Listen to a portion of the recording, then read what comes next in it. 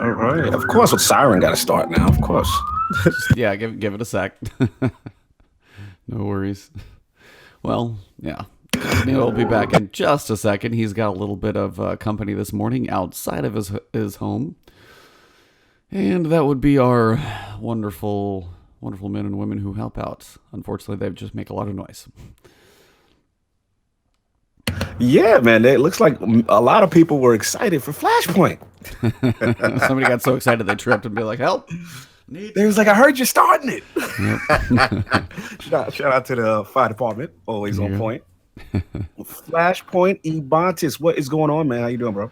Oh man, it's a crazy week. There's been a lot that's happened. Game Awards happened last night. Trailer of all trailers drops this morning. We got people freaking out. We've got the fastest reaction from Bungie I've probably ever seen on anything. And Yes. yeah, it's been quite a week. So as always, we've got a lot to talk about.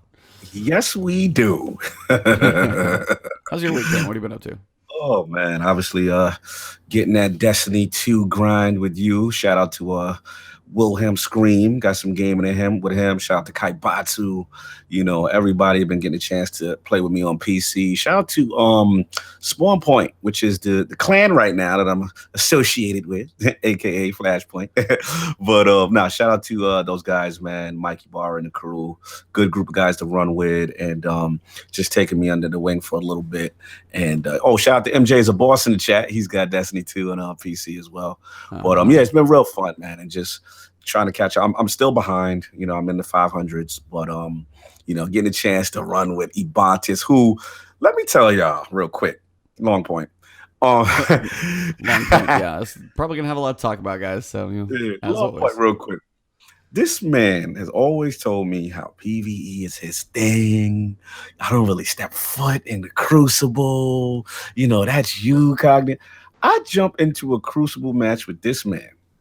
He is mopping the floor with people. It's like he's got like a 30 piece, like regular. I'm like, dude, he's the dude that he's like, yeah, I don't really fight. I don't really train. And then he gets out there and like mops you and mops everybody. That was you probably have to remember the fact that me joining you somehow affects like skill matchmaking. So the same thing happens with my brother sometimes. He doesn't play that much PvP either, and I don't know what his like levels are at or anything, but like there's times I'll play by myself and I'll turn around and I will get worked, but then I'll play with some other people, and sometimes I'll have games where it goes well. It's fine. Yeah, it does. And then there's plenty, trust me, there's times where I'm like, oh, sweet, I got like a 30 piece, and then I feel like I got a 1 of 30, like I died 30 times. So it's like, it's going to go both ways. But I mean, I have some games, but I'm not going to claim to be like anybody who's amazing in the competitive world. I promise you, that's a different animal. So listen, let me tell y'all, man, this guy, I was just in his backpack. I was like, I'm just happy to be here. I'm happy to be a part of his team so I can be carried. Because clearly, him and shout out to Scream, too. Scream was putting in work with you. You guys were going crazy, man. You know what I'm saying? So I'm still trying to figure out my loadouts. I literally don't have any exotics yet. You know what I'm saying? But and any of my like prime PvP weapons. So I got to give myself some excuse. Hey, we got to work on that linked quest so we can get you at least Borealis. So yeah. Me and you started the refer a friend quest, so that's cool. We're gonna get that going. I saved the story mission, pinnacle thing, so we can do that. But but overall, man, it's just been real fun. Just loving the gloriousness of it on PC, having a great time, just grinding with Kaibatsu, trying to get stuff back, trying to get things completed, and obviously we will talk about what we're trying to get it completed for and what we're trying to level for and perspectives on that. So we got a lot to talk about with that. Heads up to everybody out there. This is just a complete total sidebar. If you're fans of the Marvel movies and you do like trailers, if you want no spoilers, obviously avoid the internet. But if you want to, and honestly, I don't think it spoils much. Not much. If you watched Avengers Infinity War, the new trailer dropped, and I cannot wait for that movie. Oh man, woo. Dude, insane! Endgame. Yeah, if you're a fan of the series, man, this is what it's about. So this is childhood stuff for me, man. Like I grew up on those comics, Infinity Gauntlet, Infinity War, all that stuff, man. Thanos, the whole thing. So just to see this thing in real time on the big screen, it's just, I'm a kid again, man. So it's great. Yeah, it's gonna be one of those. I'm like, all right, buying tickets as soon as they come out, finding a way to see it some crazy like midnight showing, probably see it twice that weekend. Of course, all that stuff is gonna be a thing. So of course. Yep, that's going to be huge.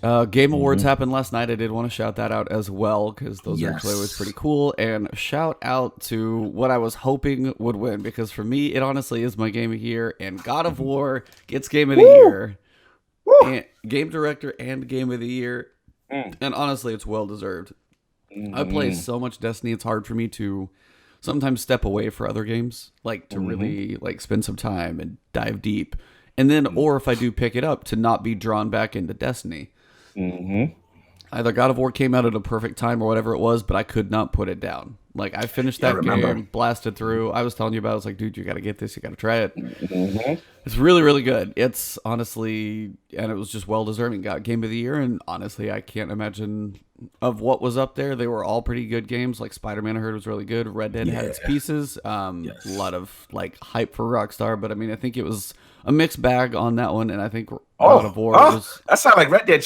That sounds like some shade. Hold on. That sounds like some Red Dead shady bonds. I never said it was amazing. Ooh, shots fired. Ooh, I haven't. I honestly, on ILP on this Sunday. This I might have to make you make a cameo on ILP with that slander. Continue. It's just one of those that, like, I picked it up, played it for a little bit, but then it's like me, as much as I do Destiny, I wasn't as driven to go back in. I have not honestly played it that much. So it's like, because I heard and I know how daunting it is, because it's one of those where it's like, it's really, really, really long. It's not like, hey, it's Assassin's Creed Odyssey. I know there's some stuff in there where you got to level up through. It's like, it's this one. It's like, it's going to be slow. People have issues with certain things. It's like, it is amazing to take it all in. The character growth of, like, the main, your main buddy is really, really cool. But it's just like, at the point in comparison to the other game, it just wasn't for me at the moment. At some point, I definitely want to, because I got to experience it. But like God of War was just, I picked it up and I couldn't put it down. And it was just the combat, the action, the story. It made me want to go try and figure stuff about Norse mythology. I'm like, what am I doing? Like, it was just that type of, it was just really, really well done. So dope. Nah, I hear what you're saying. Of course, I'm teaching. It's one of these things, and I forgot who said it on Twitter. Shout out to my boy Jay Fonz. Like, a lot of games are just so subjective. At the end of the day, I think what it is with this year was just such a high quality level in that category. One of the best years in gaming with all these different great titles. And I think ultimately it came down to what game touched you the most. You know what I'm saying? And I totally get it. Like, I'm kind of on your side, though, that like God of War is more my speed. You know what I'm saying? And the story and the cinematic storytelling and the action and stuff like that. And the controls. Yeah. You know what I'm saying? But shout out to Red Dead. They still cleaned up on other awards and stuff like that. Shout out to Spider-Man, amazing game. But yeah, Game Awards was lit last night. A lot of stuff. No shout out to Destiny not being nominated on any musical category yet again. And I'm gonna keep trumpeting this, man. Listen, whatever you feel about the game, I get it. You guys gonna say I'm a Destiny stan. I get it. But one cannot tell me with an objective mind that Destiny as a franchise has some of the best music in gaming. And it's a travesty that game does not get nominated. You know what I'm saying? Like that, it really kills. Oh, man. Shout out to Elton in the chat. Tug in the chat. Red Dead to the chat. Oh, boy. Red Dead should have got a game. Listen, I hear you, man. It's a good argument for Red Dead. But listen, Red Dead did win a lot of awards. So it's not like they came empty-handed. You know what I'm saying? They still won a lot of awards. I believe they won narrative. They won a bunch, man. They won about 3 or 4. And I say, like, what? God of War won about 3. I know. I caught 2. I didn't catch that much of it last night. I was gone for most of the night because I thought God of War wasn't going to win much. They won 2, and then when it came to Game of the Year, I already conceded that the way the show was going, that like Red Dead was going to win it. And then when God of War, I'm like, oh, you know what I'm saying? So I think it ended up being maybe 3-3 or 3-4 in the final count, but still, both games did well, man. Yeah, and well deserved. I mean, they both had some very high points each. So hey. Yeah, man. There's a lot of work put in by all the teams across all of those. So, I mean, just hats off to everybody kicking butt this year. I mean, and then, as you said, in Destiny as well, it's like there's a lot of it may not appease everybody's palates on on some things here, some things there. But there's definitely some things that Destiny does so well. And I mean, it got a little nomination for the what is it, ongoing game or whatever they classified it as, something like that. Ongoing game. Yes. Yeah, I mean, going against Fortnite, of course, it's like that's nothing has a chance. But exactly, I mean, there are definitely some things Destiny does really, really well, and it's hard to argue that. So for sure, I mean, music, art, that type of stuff. There are some things they do extremely well. They definitely deserve some credit. So. I feel you, man. Shout out to Corey Barlog, great guy. Got the chance to physically meet him at E3 and have a conversation. Good guy, man. We chopped it up. He was so appreciative. So yeah, shout out to Corey Barlog. Shout out to Sony Santa Monica. Fantastic game, reimagined the franchise, and yeah, it was a great game. It was. I enjoyed it. I enjoyed myself. Yeah. All right. Well, I think that little intro is probably enough. So the first piece. We're just going to jump into this. We'll get some other stuff a little bit later. But yeah, first piece happened. Black Armory's first Forge and Quest is out there in the universe. More of it drops today, actually, in about 3 hours. So, from what you've seen so far, I want to ask, from what you've heard, from what you've seen, from what I like the played, terms. What I've seen, what I've heard, what I've played. Continue. Yeah. What do you feel so far about this launch? Yeah. Me and you've talked offline. Yeah. It's a misstep. It's a misstep. And I don't want to go crazy hard on them. Obviously, I feel, Forsaken was great, and I'm not going to make excuses for them either. But I think Paul Tassi, shout out to Paul Tassi from Forbes, he said it best. And I think the problem with Black Armory is an onboarding issue. I wish I could comment on the DLC because I really haven't accessed much of it. Yeah, trying to grind up on PC. Yeah, so listen, I understood my plight. I came from console to PC with only a few days, maybe 3 days to try to get ready. And that's coming from, 300 light, with a Forsaken boost, so to speak, right? So, I knew that I wasn't realistically going to be ready. So my thing was, okay, let me see what they do for guys, like in my situation, if there's anything. I noticed there wasn't any spark of light kind of a deal where you can get to the level of 600. Okay, fine. That's cool. Because I was willing to pay it. I'll be honest. So I knew I was that far behind. But all right, that's not there. But then I looked at it and I started to judge you guys, like the Screams, the Ebontises, the Sinisters, all my guys that are 600 sitting there chilling. And when I hear stories about you guys, and I'll let you continue this part, that's the part where I'm just like, wow, like if you guys are having issues, then I don't know what to say. So the only thing, in conclusion with my quotes, air quotes, experience with Black Army is that, there needed to be something in place. And shout out to Kaibatsu in chat. There needed to be something in place as far as the level access, because my issue is this. I don't like hearing stories of the new DLC is out, but I can't do anything in the new DLC. I have to now grind existing old content that I've been grinding just to now attempt to play the new content. Like, cause that's I just want to see something new. Realistically, all I did was, me and Kyle, we went to Spider. Spider said, hey, go to Ada. You talk to Ada. And I'm like, okay. But at the end of the day, it was like, I didn't really get a chance to really do the new content. And past Destinies, the issue has always been when the content comes out, there's usually a campaign. That campaign kind of gets you set up for the end game. The other problem with Black Armory, there's no soft cap.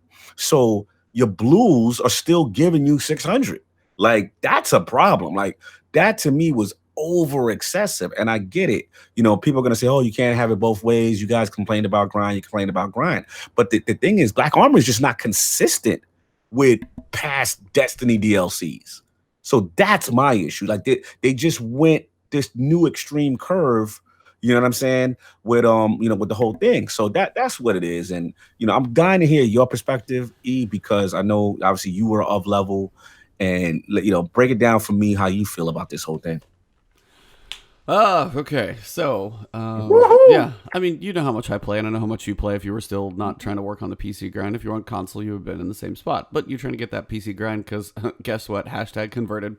Shout out to you. No, Shout but I out was to like, you. seriously though, it's like when you make that switch, just the feel of things when you come over to console or come over to PC, and then you even try and be like, hey, what's going on console? Oh, what is this? Like, it's a hard switch to go back to. So, shout out Yes. for you powering through on PC, not being like, no, I'm my character's good in the other one. I'm gonna go back to console real quick because it's hard. It's really hard to go back. So I'm just telling y'all right now, I ain't going back. Like, I'm gonna keep it a buck. Like, you done gave me the caviar. You gave me a mansion, a limousine. Like, now you telling me to go back to the block? Nah. no, I'm not. I'm seeing if you will and you won't. So as I said, told you. And honestly, that is shout out to the team who had worked on the PC port. It is Yes. Destiny, but it is just smooth Destiny. It's just like a little crispier, a little fancier, a little shinier.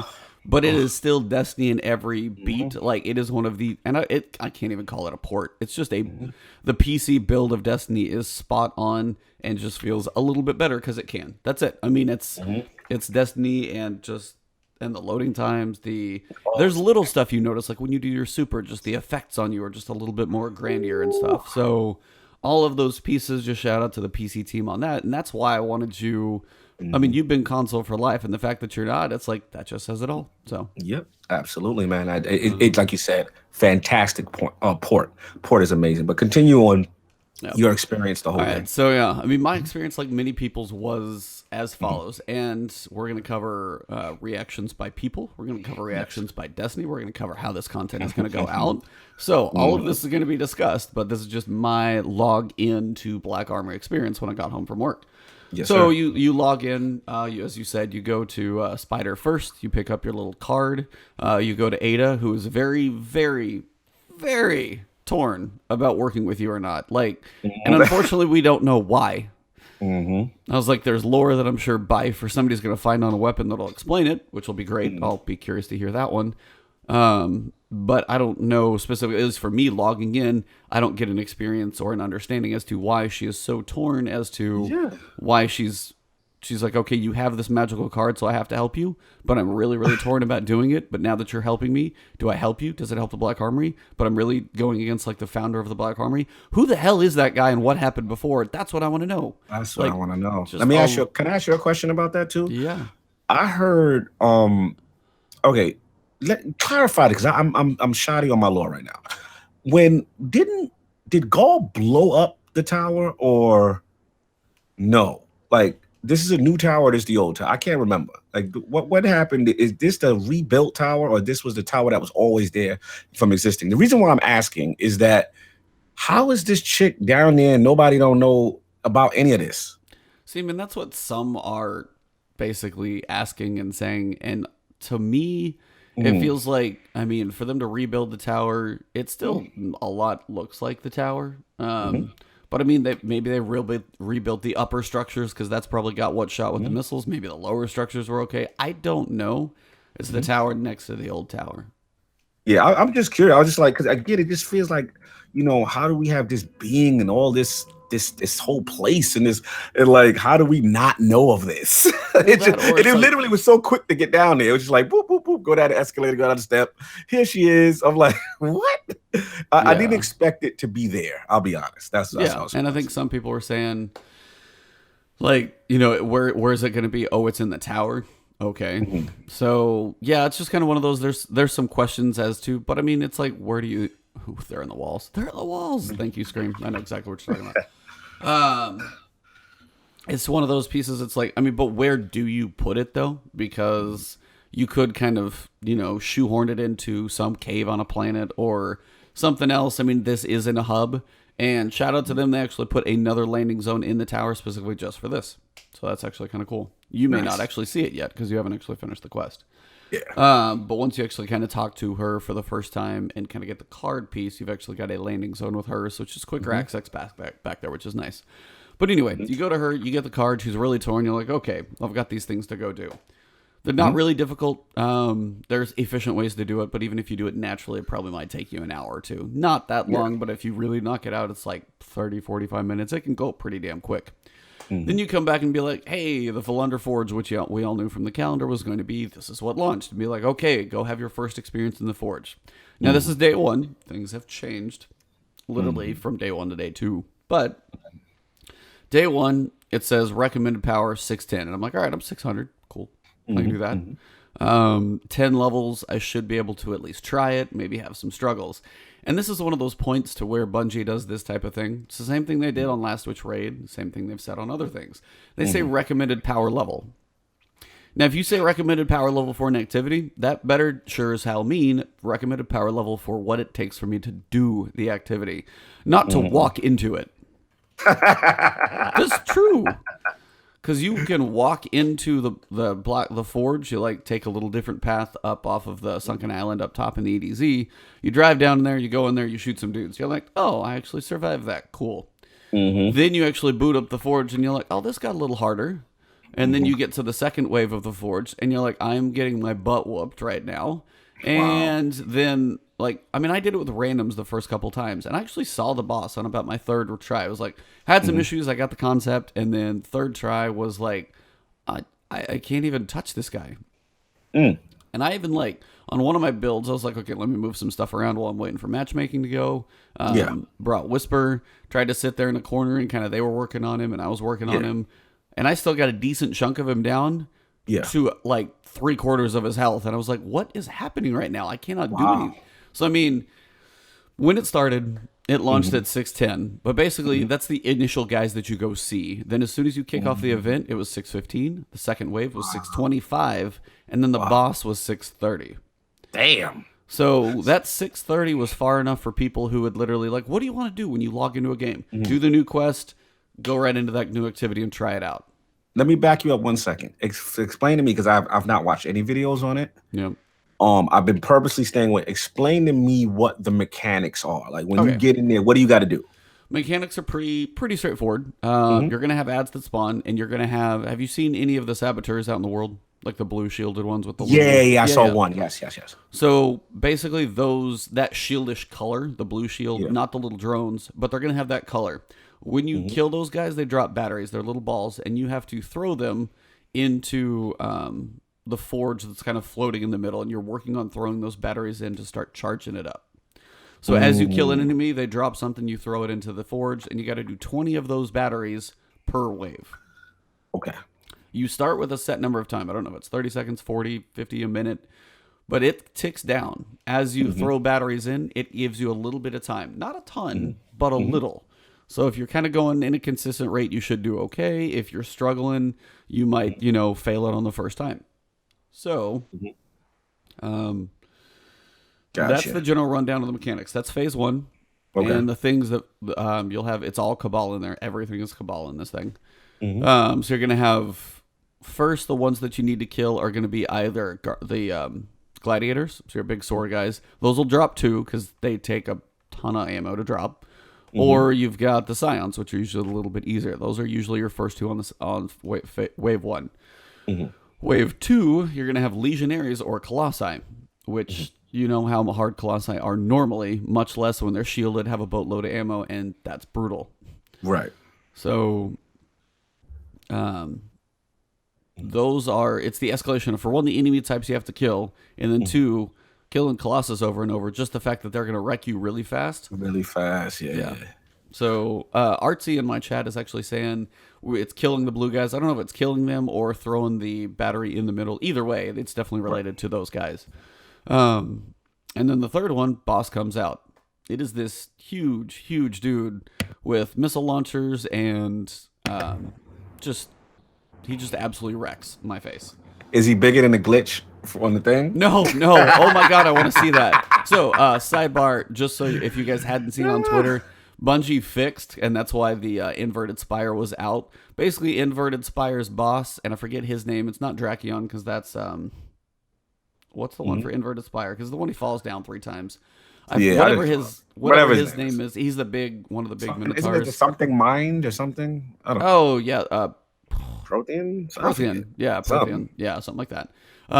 He was a big boy. He was 3 times the size he was supposed to be, so he looked like a transformer. Yes. Like, he was huge.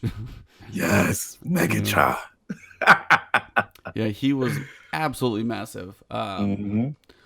So that is definitely hilarious, and I wish I could have seen it. And sometimes I honestly wish just 1 out of every 10 times all bosses would be like big boy mode. Like, it would just be hilarious to see him. It would be hilarious. And maybe when it's big boy mode, you have like a 50% chance for that strike exclusive to drop. But it'd be just a really funky thing to see. I think it'd be kind of awesome. So that'd be dope. Yeah. So anyway, we go back in, but I basically did this at 600 the first time I tried the first forge, and this is the Volundr Forge.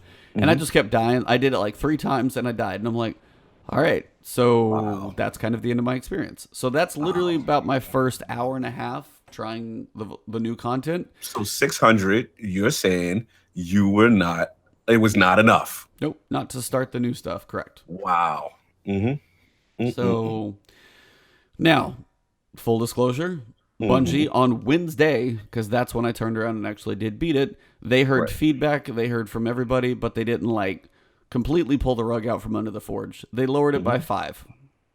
And within that day, I had done a couple grinds, I had put in some powerful engrams, things like that, and it was and I was able to knock it out at about 6:04 with a couple people at least talking and kind of have an idea what's going on.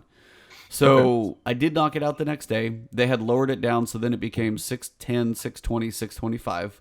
So those pieces were a factor. Getting to about 605 is kind of the thing you're going for. So if you were 600, it's trying to go to 605. Now, this is where your, EJ Wolf, I got you, for sure. This is where Tassie said this is the onboarding of new content. What they are trying to do right now is sell, and I know I'm talking a lot, so I'm going to let you go here in just a little bit. Please don't, because you're the one that experienced the content. You need to be talking. Like, no. I don't even know what this thing is. Like, this is the first expansion I've never got a chance to touch. But continue. Yeah. So they're trying. And here was my question mark. Remember when I was like, "Hey, how's Black Armory? There's a lot of weight on the shoulders of Black Armory. How's it going to go?" They kind of stubbed their toe at the start because a whole lot of people jumped in and was like, hey, let me do the new stuff. Well, crap, I have to do old grinding to get to do the new stuff. This is, is this what I really want to feel? And then you almost turn people off on day 1. And that's where Paul Tassie's article about the onboarding, is there a different way you could have set this up? And my question was like, okay, so you have 4 forges. You could totally do difficulty modes. There are ways to make this first forge. Just make it like 600, 605, 610. Like, make it something that's doable. Get a feel for the mechanics. Start the quest. Start the grinding being reasonable. Because today, we get a new forge. Maybe this one's up at like 630. Cool. You know, at least you got one you can work on. And that's the point. I know they wanted it to be in-game activities, and I'm totally fine with that. But as the soft cap, and there's things they're evaluating. We'll get to those with TWAB and stuff like that. But their initial launch was a soft cap state of 500. Up to 550, which is still 50 levels away. Prime engrams were helping you get up there a little quicker. But from 550 to 600, especially 590 to 600, that's a long grind in itself. So I know there's a grind, and this is kind of the other side as well. I watched the Fire Team chat. What did Fire Team chat said? I missed them. I usually watch them. So, they did their opinions, and they probably did it, I think, almost on the first day before the change even came out. Oh, wow. So theirs was a quick reaction, just basically because, there's a whole lot going on. And I like on it, it's kind of a back and forth. Like Destin was saying, it's like, what is this crap going on? Sean was saying, it's like, it's in game. You're supposed to be up there at the top. And this is like me coming from World of Warcraft. So say you're going through an expansion and, hey, you'd been playing World of Warcraft for, it's like somebody like you. You jumped into World of Warcraft, you were working on leveling up your character, you were halfway through the current expansion, and the new expansion dropped. Do you think you could do the new expansion content when that initially dropped? No. But, and that's kind of one of those pieces where it's like, okay, so this is meant to be, this is post 600 content. They never set a level, so I mean, some clarification on that could have helped. Right. But it's also people just expect like, hey, I'm going to be able to jump in and do these story missions. Exactly. Because those previous story missions were like, they would have been like 540 or something pretty basic.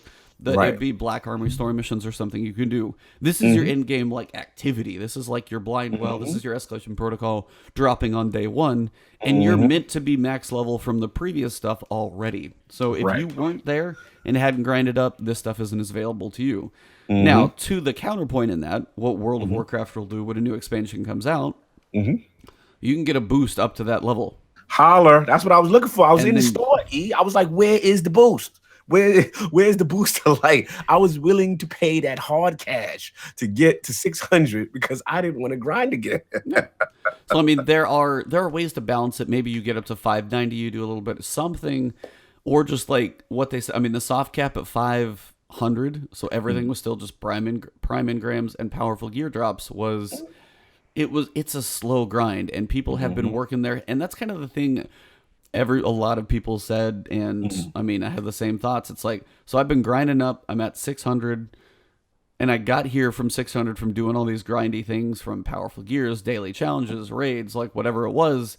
And then you're going to say, it's like, hey, before you do this new thing, you got to do some more of that old stuff again. Exactly. And that's kind of the biggest point. Is you got to go repeat stuff you've done for weeks and weeks and weeks before you can actually even succeed at the first thing. Facts. And that's what doesn't feel good. It just doesn't feel good. You don't buy a new shiny item, you know what I mean, to be forced to use the old one over again before you can, touch the new one. And it was just, again, a simple fix, like you said, with that first forge. Maybe you bring that first forge down to 600 flat. You give people a taste of the content. You give them a feel. They're in there. They're like, yay, we got in there. All right, cool. Right up to the next one. Then the next one is that jump. Like, and it's like, oh, okay, man, we're not ready. And then you go grind. And I think the other issue is a second issue, which is I think I understand this is a focus on endgame activity, but I do think, even though they're not doing a campaign, they needed another activity that's new that allows you to grind. And I think maybe if they didn't have a new strike, but maybe if they had strikes, some other activity that you can blind well or whatever it is, right? That's new, so that you feel like you're doing new stuff. It's one of the worst feelings in the world to just buy new content and not being able to play it. And that's the part that sucked completely for me. You know what I'm saying? But I understood it as a rookie, but I'm hearing this from other people who are 600.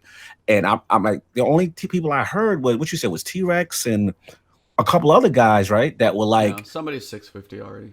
Yeah, like that did tricks. So like what's happening is now is the community is having the scheme, right? They're like holding Iron Banner engrams from way back.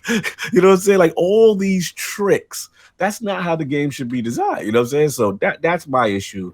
And look, they did jump. They did. We're gonna get into that. As far as the update, the TWAP. Yeah. As far as a minor thing with 605. My question to you is, what did you even feel about when they did they brought it down to the 5 level?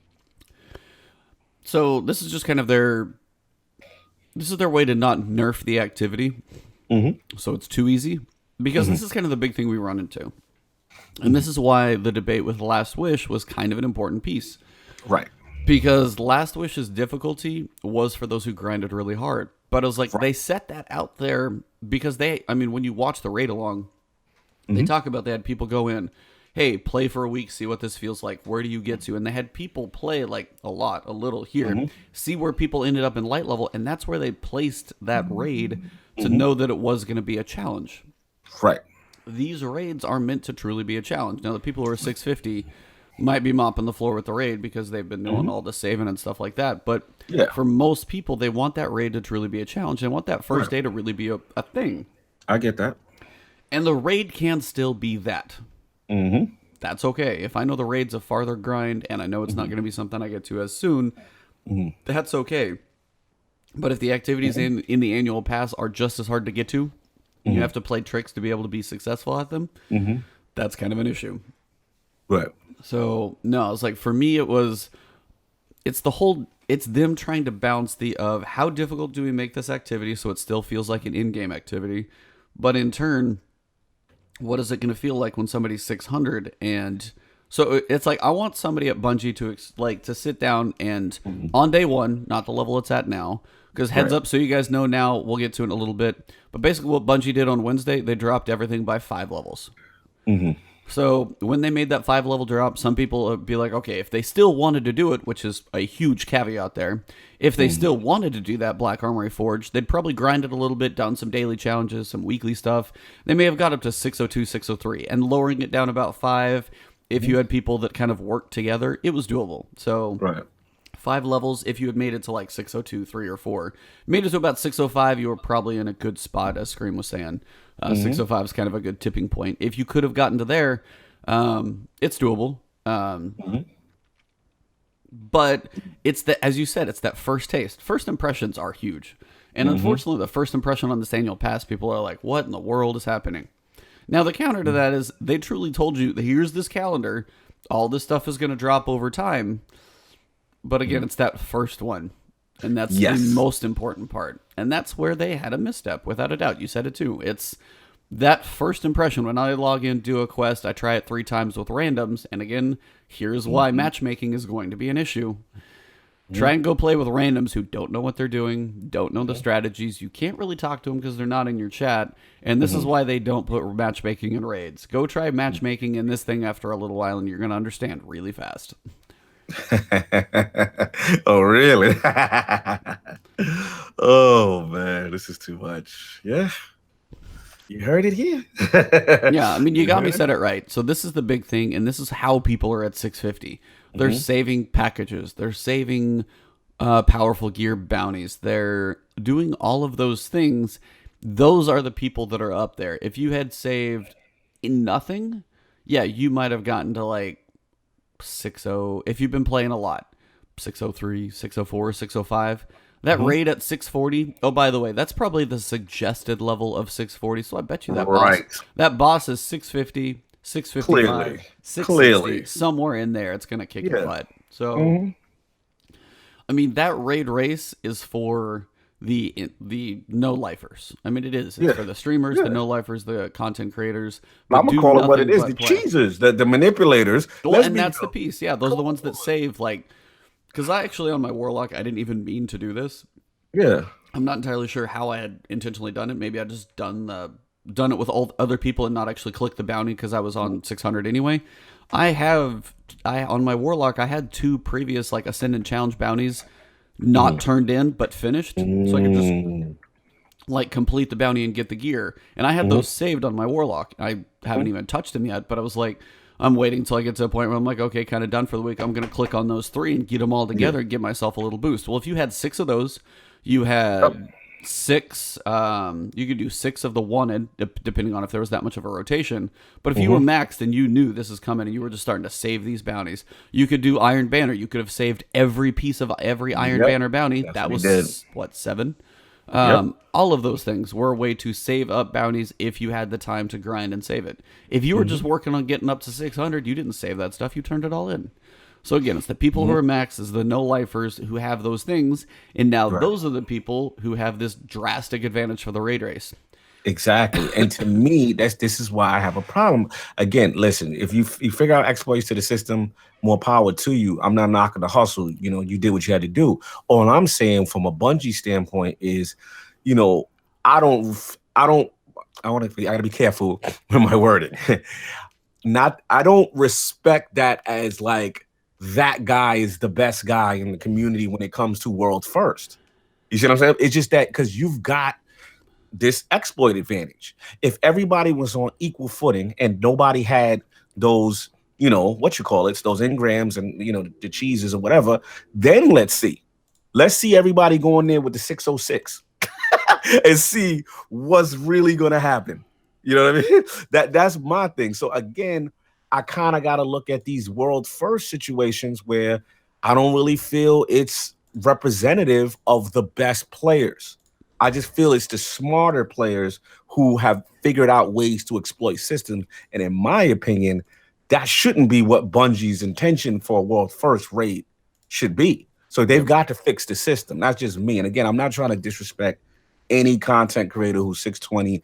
Yeah, you did what you had to do. I'm just saying for the overall intention and integrity of what world's first should mean, right? Yeah, Because absolutely. yeah, like that's just not what it is to me. I'm not looking at Attic in the chat. Facts, no doubt. Like I'm not looking at those dudes like, oh, you're better than me. If I had the same light, we all go in there with 604, 605, we're all gonna be struggling just the same on that first boss. Yep.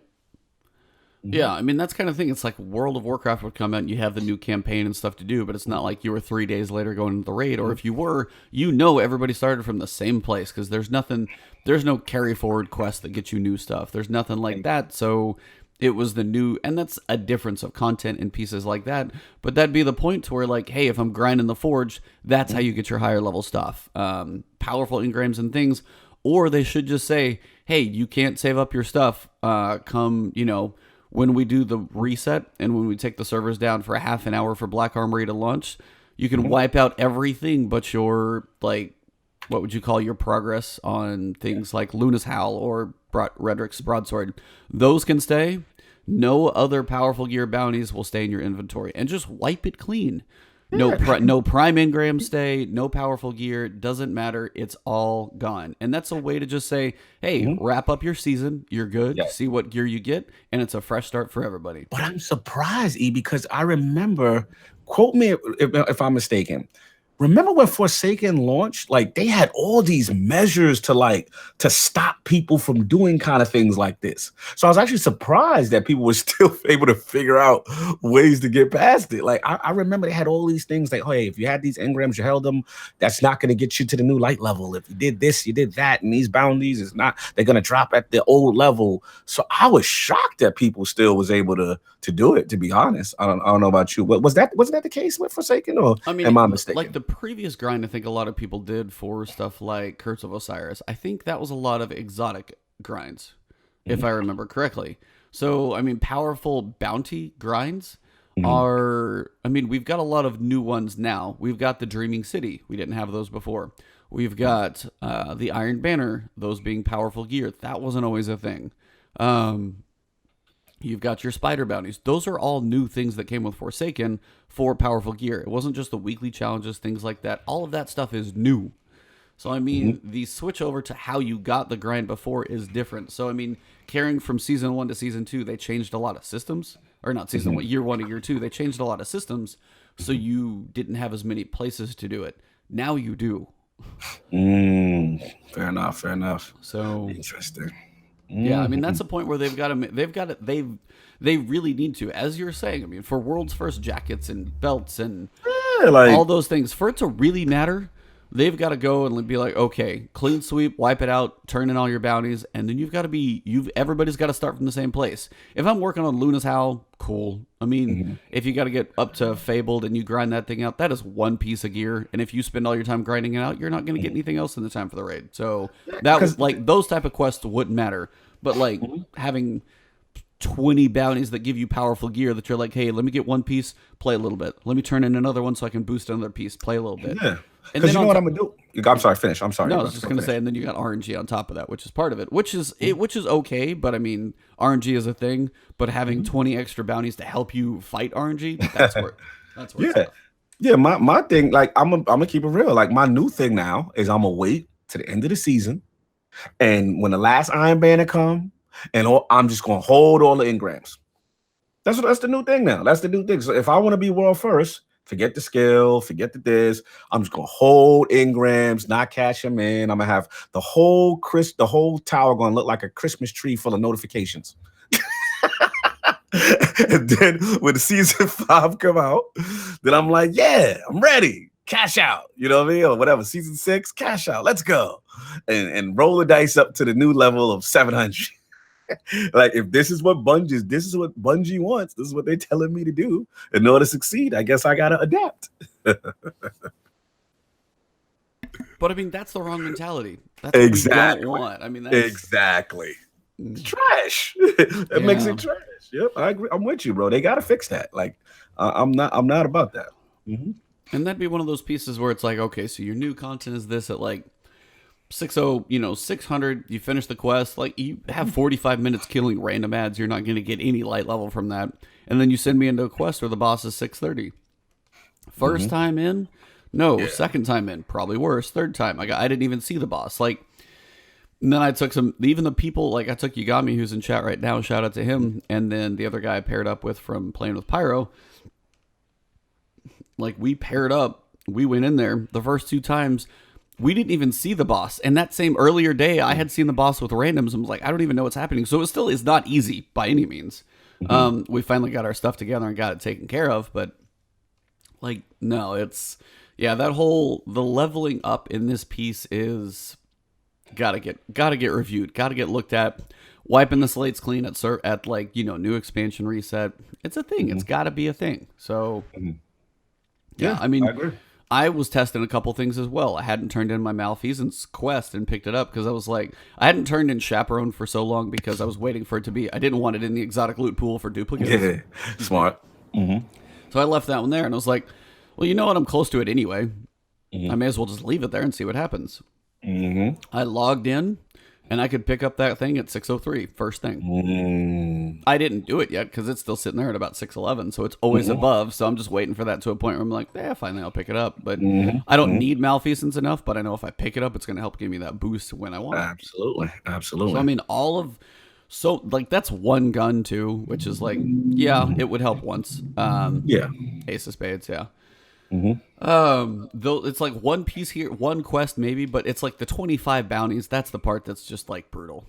And those are the ones, and I'm like, those are the ones who are 650. Like, there's no honest way to get, there's no normal way to get there. Not honest. Yeah, there's no normal way. Yeah, there's no normal way. Grind. Exactly. Yeah. So make unused bounties reset every week. Like if you don't, make them reset every week or something like that. I mean, turn them in and get your gear, get your level, get your whatever's going to come from it, because that's what people are. Yeah. So that's exactly what it is. Yeah, people are just taking too much stuff. So exactly. No, glad we cleared that up. Oh yeah. So yeah, I mean, Bungie said it. It was on the 5th. So they did it Wednesday. They said, effective immediately. This is the piece. I've never seen them react this fast. Yeah. So what do you think of this? It drops Tuesday. By Wednesday night, they'd adjusted it what they could. It's a server-side change, bringing everything down 5. But what do you think just the fact that their reaction was that quick? And what do you think of the reaction as well? The reaction being that quick told me 2 things. It told me, one, they are very sensitive to negative press, because the minute the word got out that Black Armory was damn near unplayable, for the majority of the community, that thing spread like wildfire. And that showed me that they do have a temperature of what's going on. Shout out to Gamer Forte in the chat. He had a great point about this whole thing. But like it showed me, as you're right, I've never seen the reaction, from them on this quick. But again, a shout out to somebody on Twitter had a funny meme. I don't know who it was. It was like a employee, and it's like it had his name, and it said Bungie, and then it's like, I just gave him 5. So like, it was a funny meme.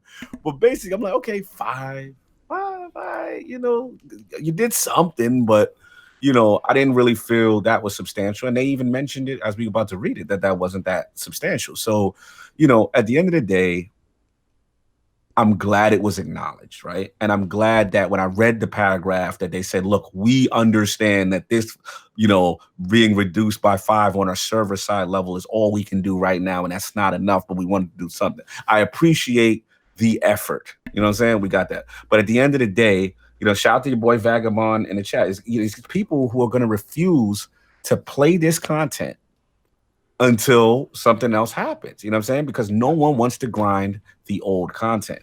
So they still have a ways to go. But it's a 2-part thing. It was yes, something had to happen. I'm glad there was something, but they know there has to be more. But they also show me there's a high level of sensitivity towards the situation, towards any negative press. So what did you feel about this whole situation with the update?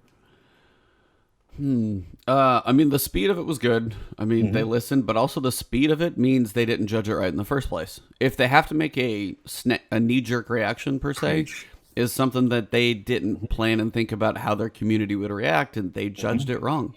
I mean, that's one of those, hey, we think the community is going to really like this thing. Okay, either the messaging around it was wrong, They didn't tell us what level these things were going to be. Mm. And this is the first piece of gear we get. We get a quest, we get 45 minutes, and then we're stuck. Mm-hmm. Like, that playtest experience, some ball had to be dropped somewhere. Because if, say, I'm a developer and I'm sitting there working, they're like, hey, go check out this this run through for Black Armory. Okay, we're going to put you at 600. Say somebody's max 600 login. Okay, I run through, do the quest, figure out what's efficient, go do the forge, get match made with some couple of people. Even if they're testers, like couple time over, it's like, and if somehow you like do that and you see the boss at half health, I'm like, so is this all we get to do? Or it's like, I can't finish this first activity. Like So I mean, now maybe everyone in Bungie is like a Destiny god. Cool if you guys are. But again, remember, like, there's an audience that follows me. 27,000 people are crazy enough to look at my videos. Thank you all, by the way. I appreciate it. But for those of you guys who do, there's people who are looking for like solo grinds and help on more of a casual scale. And I'm not a Destiny god. What are some tips on this? Like, if you're not at the insane level, it's one of those pieces that, like, it's going to be a oddball experience to start. And that's why I was like, why can't they start it lower? And that's why some people, like, where are the difficulties? Where's, like, Blindwell, tier 1, tier 2, tier 3? Like, and this is kind of the same thing back to Escalation Protocol, how it started. You couldn't get through, I couldn't get through level 2 for forever on Escalation Protocol. Because for that wizard was just invincible. It too much, too much health. And why did it always have to be like starting at like 385 just to get to the first part of the activity? And again, if you let people experience the first couple levels, then you ramp it up towards the end. You're like, oh, it's like, okay, this starts the level up, but I made it through a few bosses, got a feel for something, and had like half of the experience. Like, getting your foot in the experience enough to know that it's something I might actually enjoy. And then having a reason to go grind is different than, I think this might be cool, but I don't know. But to go try it for the first time, I have to go do the other stuff. I have to go grind the old content. Right. Let me ask you this, and I want to play devil's advocate, right? Yeah. What about the argument? And I heard this since Game of Forte's in the chat, I want to shout him out, and I want to shout out Brat Podcast, because my boy Lord Sovereign was in their podcast, and he is a non-Destiny player, right? So he laughs at the Lords. He's like, you guys are crazy, you know what I'm saying? This, you guys complain about the game was too casual, and now they made it hard, and you guys are complaining again. And I said, okay, he makes some point. So my question to you is this their handling of Black Armory a result of our bitching? And now is this an example of us getting what we want, or is it something else? Is it like, still a slight misstep on how they've handled things in the past? What's your honest assessment of it? There's like multiple things going on in chat right now, so I'm gonna try and hit them all. Go for it. First, yeah, it's a small misstep, because like the knee-jerk reaction wouldn't be needed if it wasn't somewhat in what they were going for. But I mean, as Gaming Forte said, it's like they didn't buy new content to play old content first. They didn't say, hey, you need to go hit those challenges, you need to level up a little bit before you go do this. And then if you slap on suggested 610 and I look at it, and in my eyes I see 610. Okay, for one, I should remember, okay, it's Bungie, that's a lie. But two, like, if you're gonna say 610, actually mean it. Be like, hey, maybe it's like recommended 610. Okay, they got to judge accordingly. The average person who looks at a Nightfall at 540 is like, oh, can I do it at 535? Like, maybe? Okay, you might get smoked if you're 530. Like, there's that level curve in there needs to be a factor. Like, say you should have been, 620, maybe. Or make a normal mode and a hard mode. And this is why I wish they could have done something like that. Yes. A normal mode, when you start, do that one at 600, 605, 610. And you could do that for like the next one could be a little bit higher, 605, 610, 615. And then the third one that drops could even be a little higher, depending on how long people have had to play, because the first three drop pretty close together, I think. So all those three could have had that, and then you start releasing hard mode, getting something involved in a hard mode, where that starts at the Volundr goes back. Oh, hard mode for Volundr drops at 630, then the other one's 635, then the other one's 640, and then the raid 640, and that way you have this progression to build through for those who want to be like, normal mode gets me this, cool. Normal mode, hey, this is that second one I can grind. Normal on the third. Okay, hey, I just finished normal in the third. This is the hard one. Hey, let's go back to hard mode. We got a little bit of a change here. This is going to help me progress. This continual progression is something they've really, really, really got to work on, in my opinion, because for me, when I go, and again, I'm like Sean Finnegan. What are you now? No, I'm like Sean Finnegan. I talk about World of Warcraft all the time because it's just a point of reference. Because even things like strikes seemed like shoehorned in on the side of here's this thing you can grind on, but it's not incorporated into the playthrough. It's not like, hey, you're going to hit the soft cap here up to 500. You want to go grind some strikes? Hey, grind some strikes, play like, 4 or 5, 6, 20 of them, however many. That's going to get you up to 525, 530. Okay, then you do that. Hey, then Blindwell is going to be dropping some gear that goes from 530 to 550. Then you can have stuff that then the raid starts getting you higher from there. Those types of progressions to give you a reason to run all of the things in the game is something I still wish this game would do better. Yes, it's the scaling. They still struggle with it, right? They still trying to, even with escalation protocol, there was still that discrepancy between the light levels and getting that point of entry. And like you said, it just comes down to, you have to be able to enter the new content, experience it, and then it's a gradual path to progression. You know what I'm saying? As opposed to this just brick wall, like almost like a bounce at the club, like you cannot get in. And it's just like, whoa, I just purchased this new content. Like, can I at least try it? No, get back out there, go do all that old stuff, and then come back and talk to me. And it's like, and then on top of that, it's not clear. Like, there's no shout out. I believe it's oh my God, it's Scott in your chat. Like, they almost should have also started to start that leveling process the week before, right? Maybe give us that little gap on the power creep and get that going, right? To give us a shot. Because if they intend to keep it this way, if they truly were hard and fast, like, hey, this is what it's going to be. It's going to be this light and this light. All right, boom. You can now start to creep and start to get drops out in the wild and use those what's those guys that you talk about? The guys that had the blue orbs and the stuff on them, right? The saboteurs, yeah. What would have been dope is that last week you drop those guys in the wild. You beat those 605, you start getting powerful drops to prep you. So now you're introducing the new content with this cool, these cool little things, almost like the wolves are howling back in the day. Remember we used to find the wolves are howling, and and then you beat them. It's new content, and you're like, wow, something cool has entered the world. You're all excited, and then you get it popping. But to just do this like hard and dude, like I'm gonna be honest with you, like as a person who's just now gone from console to PC, and I'm at like light 520, whatever, right? I'm sitting there like, there is no way. I've not only got to grind to 6, then when I get to 6, that ain't even enough, right? So my whole thing is when we get into this TWAB, is I'm waiting to Tuesday. You're gonna see why I am not touching it until Tuesday when they make those adjustments that we're going to talk about. And then I'm getting into it, because for me, that's just me banging my head against a brick wall that the drops are not going to be substantial enough for me to make any impact on progression. That's the way it currently stands right now. Yeah. I mean, yeah, you're completely right. When we get to what they're changing next week is going to be definitely a reason for you to wait. I mean, you can play a little bit, but you're not going to be like, oh, I'm going to no life grind this thing. Be like, no, I'm just going to wait because it's not going to happen. But like a couple of people said it in chat as well. Here's like the factor of all of these things coming together. OMG, it's cool said, do you guys think had they released the power up level last week at the beginning of season 5, there would have been no backlash for how hard the forge is? But then in turn, what if they would have like released that week before? Do you think the raid would have been like a cakewalk? So it's like, how do you balance all of those little inner working pieces? Because know if they would have let you grind last week, and this is again where hard caps outside of raid stuff would be a good idea as well. Right. Or getting like, have a higher soft cap, be like, hey, you got up to 610. Well, it's going to take you forge to get above that. Forge activities, we'll limit it there. Then later on, other stuff can drop. Like, give you a reason why. Give you a reason to go grind some of the new stuff.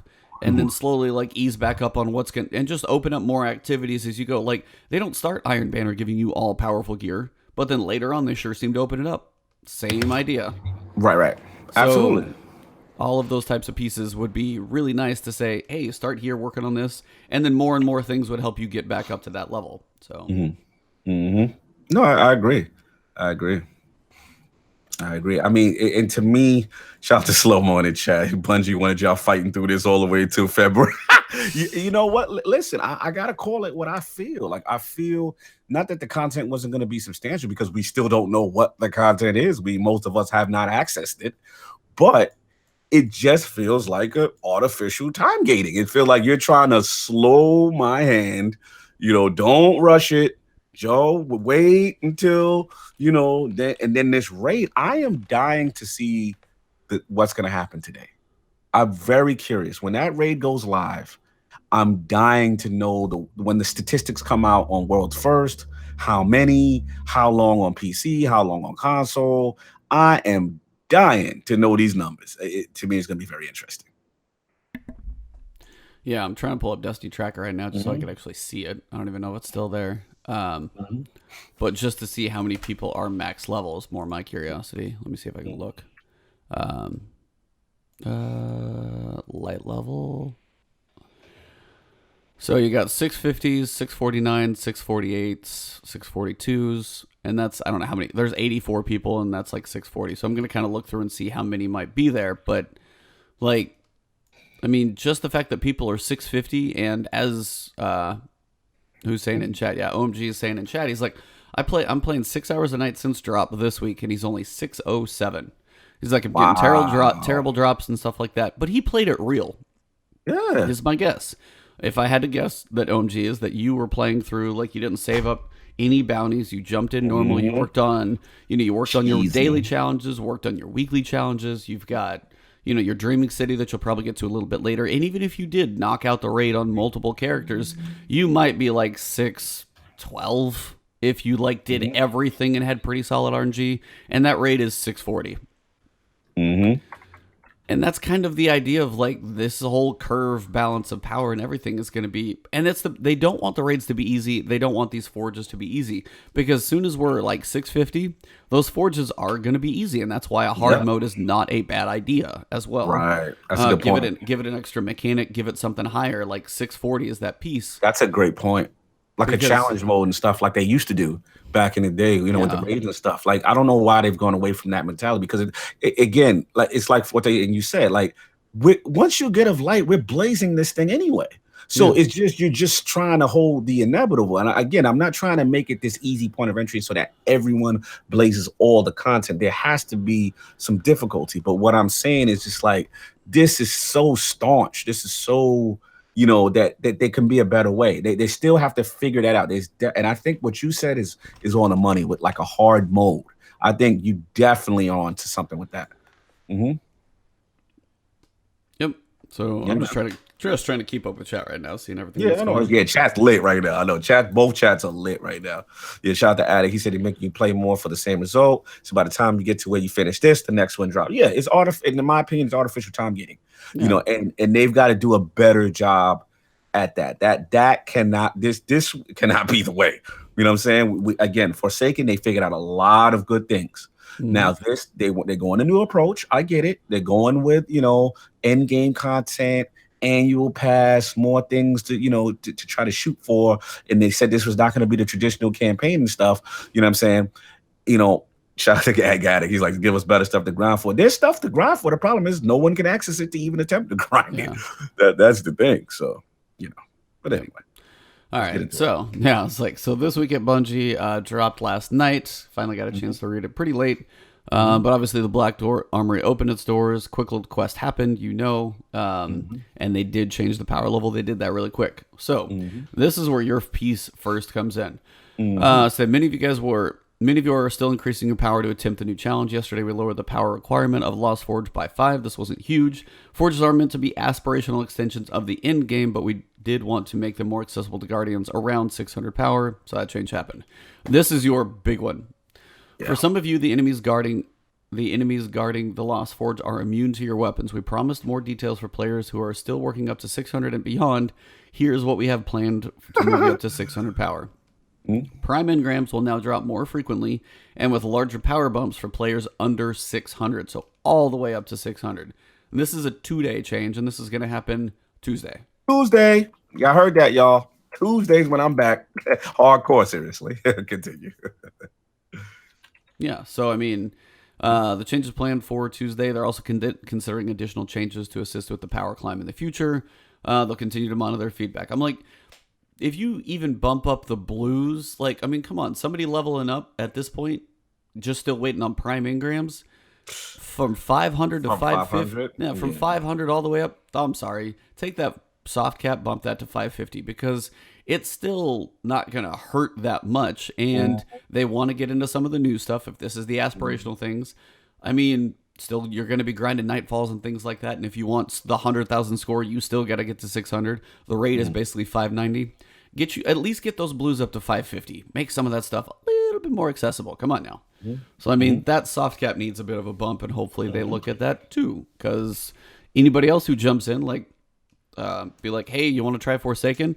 It's like, I mean, at this point, for me, somebody could be like, hey, is Black Armory, should be getting the annual pass? I'm like, I don't know what to say. Because for one, I've only touched one piece of it. So it's a hard judge. But it was like 6 months from now, I may be like, oh, there's so much content in here. It's awesome. The grind is really cool. The leveling up is fun. Awesome.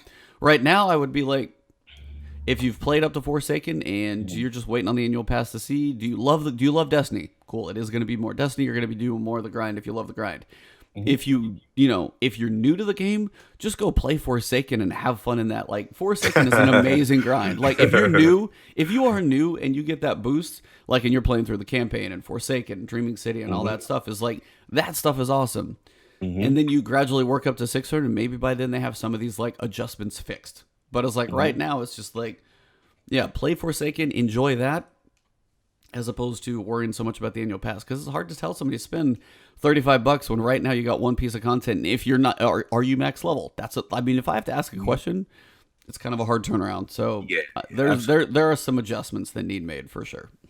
Yeah, I mean, listen, this is nice. This is cool. I like that powerful engrams are gonna, give you more. But like you said, the soft cap has to go up. I'm curious to know. They say, they're supposedly they also, the sentence is, we are also considering additional changes to assist with the power climb in the future update. So that's what I want to know. I want to know what that's gonna be, because the prime engrams are cool. Also how much of a bump are these prime engrams gonna give? You know what I'm saying? Is it gonna be like a 20 light level joint? Is it a 5-10? Like what is it? What does that mean? I mean, right now it's about 5 to 10 depending on how far you are. Because I mean, I've had a prime engram that dropped at 606 when I was like 601, and then I had one when I was like 605 drop at like 612. So I've had like 6, 7, 8 somewhere in there. My brother got one that was like 609. He had a huge jump, but like less than 10 for sure. Yeah, it was like 3 to 5, except those random sporadic ones that'll give you a little boost. But I mean, is it 10 levels? Is it 15? Like, is it a little bit more? Because it's still just one drop. And if you're going on, you got a prime engram, you got a 15-point boost. That's one slot. What if your next prime engram you get is that same slot? And you're like, well, crap.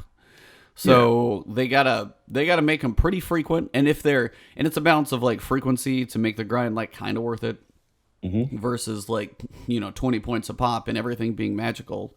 So, I mean, there's a little bit of the grind in there, so the people playing through still got to do some leveling up. But, I mean, they want to get to the new content, give them a little love to get there. So yeah, that's what it is. I mean, don't you, from a business standpoint, you want to promote your new content. You want people to get inside this, thing and start experiencing it, and you want them to buy that annual pass. You know what I'm saying? There's people now that's like, I'm not going to touch that. Like, for what? Like, if I can't even do anything, like, I'll wait until you guys tell me it's safe to get in there. You know what I'm saying? And that's it, so I don't know. So that's just me. Yeah, it's like, we're just going to have to see how this progresses. Like, right now, a lot of things are up in the air. I don't think it started right. I think they could have handled things differently. So that's just my opinion. Even my buddy was like, one of my buddies and my brother were like, do you ever not like this game? Do they ever do anything wrong? And because they give me the whole Bungie or Destiny shell moment. And I was honestly like, do you think this is right? I was like, no, honestly don't. So yeah, so it's just one of those pieces. It's a weird, it's a new model, and this is where we're going to kind of get to the other side of it, or at least I can say right now. So what they're trying to do with this is always have something kind of new for us going on, as opposed to the other side of this when we have the giant content drought. So what is your trade-off in what you like. What was it? Was Taken King was basically the huge content drought because we never really got expansions from that, did we? Right. We never. Right. So like we got Taken King, we leveled up, and everybody's just like, okay, what are you still doing playing this game? Right. Like there wasn't that much purpose. So now you basically have a Taken King moment, which was like Forsaken, that turnaround, and then you have stuff like this that they're gonna try and trickle out, and that's what they really were going for, is on just like giving us something like, here's this week and the next week and the next week and the next week, and they're trying to do like weeks and weeks of content. Then the next season of the Drifter, which is going to be a different piece, you're still going to level up to 700 in there, so there's going to be a lot of Gambit, I guess, I don't know, or just more grinding of the same. But it's like, if you still love that Destiny grind and still just doing those activities, some of the things about the season pass that hurt me though is like, yeah, all that stuff could be coming, but it's like in some of those expansions we got strikes. We didn't get anything. This is like the closest probably I can think is Black Armor, or not Black Armory, is Taken King, but because we really didn't get new strikes. We got that like one, I think, strike, which was like a reverse mission, right? And that was later anyway, like April. We got one. So it's like this, that's kind of the comparison to think of. So they are trying to give us a lot of stuff throughout the year, but it's just a weird feel of like waiting for, okay, so if I play the Black Armory, it's like, okay, so if I get up to 650 by, January 18th when Niobe Labs comes out, is that just an experience I want to go do, or maybe I'm getting ready for something else? I mean, what do you feel? I think that, listen, I really don't have a problem with what so far is being offered in Black Armory. It's just the way it's handled, because let's be real. I mean, we're still getting a raid today, right? A raid is dropping today. The problem why the community is so frustrated and so down is point of entry. So if point of entry was a little bit better, right? Yep. And shout out to Attic, he made a good point. He said, I'm going to give them a pass on this because it's clearly a case of how much do you want to grind? Oh, not that much. Gotcha. You know what I'm saying? Like, it's literally that. It's like, to me, they went so on the air of caution, right? They were like, we heard you. D2 with vanilla was too easy, right? So Black Armory jumped, and again, brick wall. Now they're like, oh wow, you guys don't like it that hard? Okay, cool. We'll tweak it. We'll tweak. So I think what it is, this is them being extremely conservative. You know what I'm saying? If they tweak it, because at the end of the day, when it comes down to your question, which is the content, I think from what we've seen, and I've seen through other people, it looks really cool. And then like I said, I'm dying to know what this raid is about. And again, this is not a raid layer, right? This is a raid. You know what I mean? So again, I want to see what that's about. Then you got the next 4. This thing has the potential to really be good. It's just a shame no one could really experience. So I don't want to really trash Black Armory yet, because really none of us knows what Black Armory truly is based on accessibility. Yep. Yeah. I mean, that's kind of the biggest thing. You said it right. Like the content in the next few weeks on that calendar, like, because we got the other Forge dropping today at the same time as the raid. So people are going to be raiding. Some people are going to try in the new Forge. Yeah. Then like next, I think it's the 18th, if I remember right, for the next one. And you got Niobe Labs in January. So you got those 4 spread out. Christmas, people are going to travel. They're not going to push a whole lot out then. Yeah, that's right. And it's those pieces that are like, it's set up to have you always having kind of new stuff to do. It's like, as you level up in your grind up to 600, if you're a normal level player and I'm 600 and I'm like, hey, I'm getting up to like 608 this week. Cool. Then that new one drops. As long as it doesn't hit me in the face with like 650. I'm like, oh my God, again. So it's like, if they space those out and have the levels of each activity for like a higher than average player, but not like the God tier, because you can't base everything off God tier. That's something Division screwed up on. Yeah, absolutely. But if you're on like higher than average, so somebody who's like, hey, I play like an hour a night. Yeah, you're probably not going to get there as quickly. But if you play like, a couple hours a night or something like that, or you play like a decent amount during the week, that you should feel somewhat close to be ready for each activity. If they space that out right, and it feels pretty good as your progression of like, hey, I'm working up to 650 every week. I'm up to like 620 right now. The new Forge dropped. It's like 635. Okay, this is going to be a bit of a challenge. Let's work through. And then as you go, even if you don't raid, that progression of these other activities are something you can matchmake into, which is why matchmaking is a key. Matchmaking, if people are dumb, is hard. If you're playing with a made team, it's not going to be as bad. But if you matchmake into those things, just realize those match-made people could be trying that stuff at even a worse level. Exactly. So, just that scaling of everything, if they can manage that, it could be really cool. As you said, the raid is today too. I want to know how big this is. Yeah, I want to know the scope. I'm seeing cool things. I'm seeing people on sparrows in there. Sparrows are definitely a thing. They even mentioned it. We'll get to it. Well, we can do that right now. Yeah, let's do it. So the trailer, the little teaser is up. You guys can watch it. It's about 30 seconds. I'm not going to play the video on here for you guys, but it is a cool little trailer. It's in the city. This is like a really, really cool location. Mm-hmm. So we've got the Lost City out there. The trailer's up. And then, so design lead, Brian Frank, he's one of the new raid guys. You want to kind of spill the beans on all the stuff we got going on with the raid? Yeah, I mean, pretty much it's, very much is going up today. And then he said the team couldn't be more excited, you know what I'm saying? So they want to fight. You're going to fight your way through the last city, recover a forgotten secret of the Black Armory. As always, they're going to be getting their cheer on. They're going to do the world's first, the raid belt, the jackets, you know what I'm saying? All the fly stuff that we all love. And it says anyone who beats it, the counters, the 20, they awarded the Scourge of Nothing emblem. And they said, so basically we got, was it 9 a.m. Pacific on the 12th to beat the raid, claim your code, purchase the jacket on the Bungie store. And obviously, if you scroll down, you get to see that flyness and the championship belt, which looks clean. Cannot fly, man. The jacket and the belt look very, very clean. Almost a flight jacket kind of feel, from the 90s.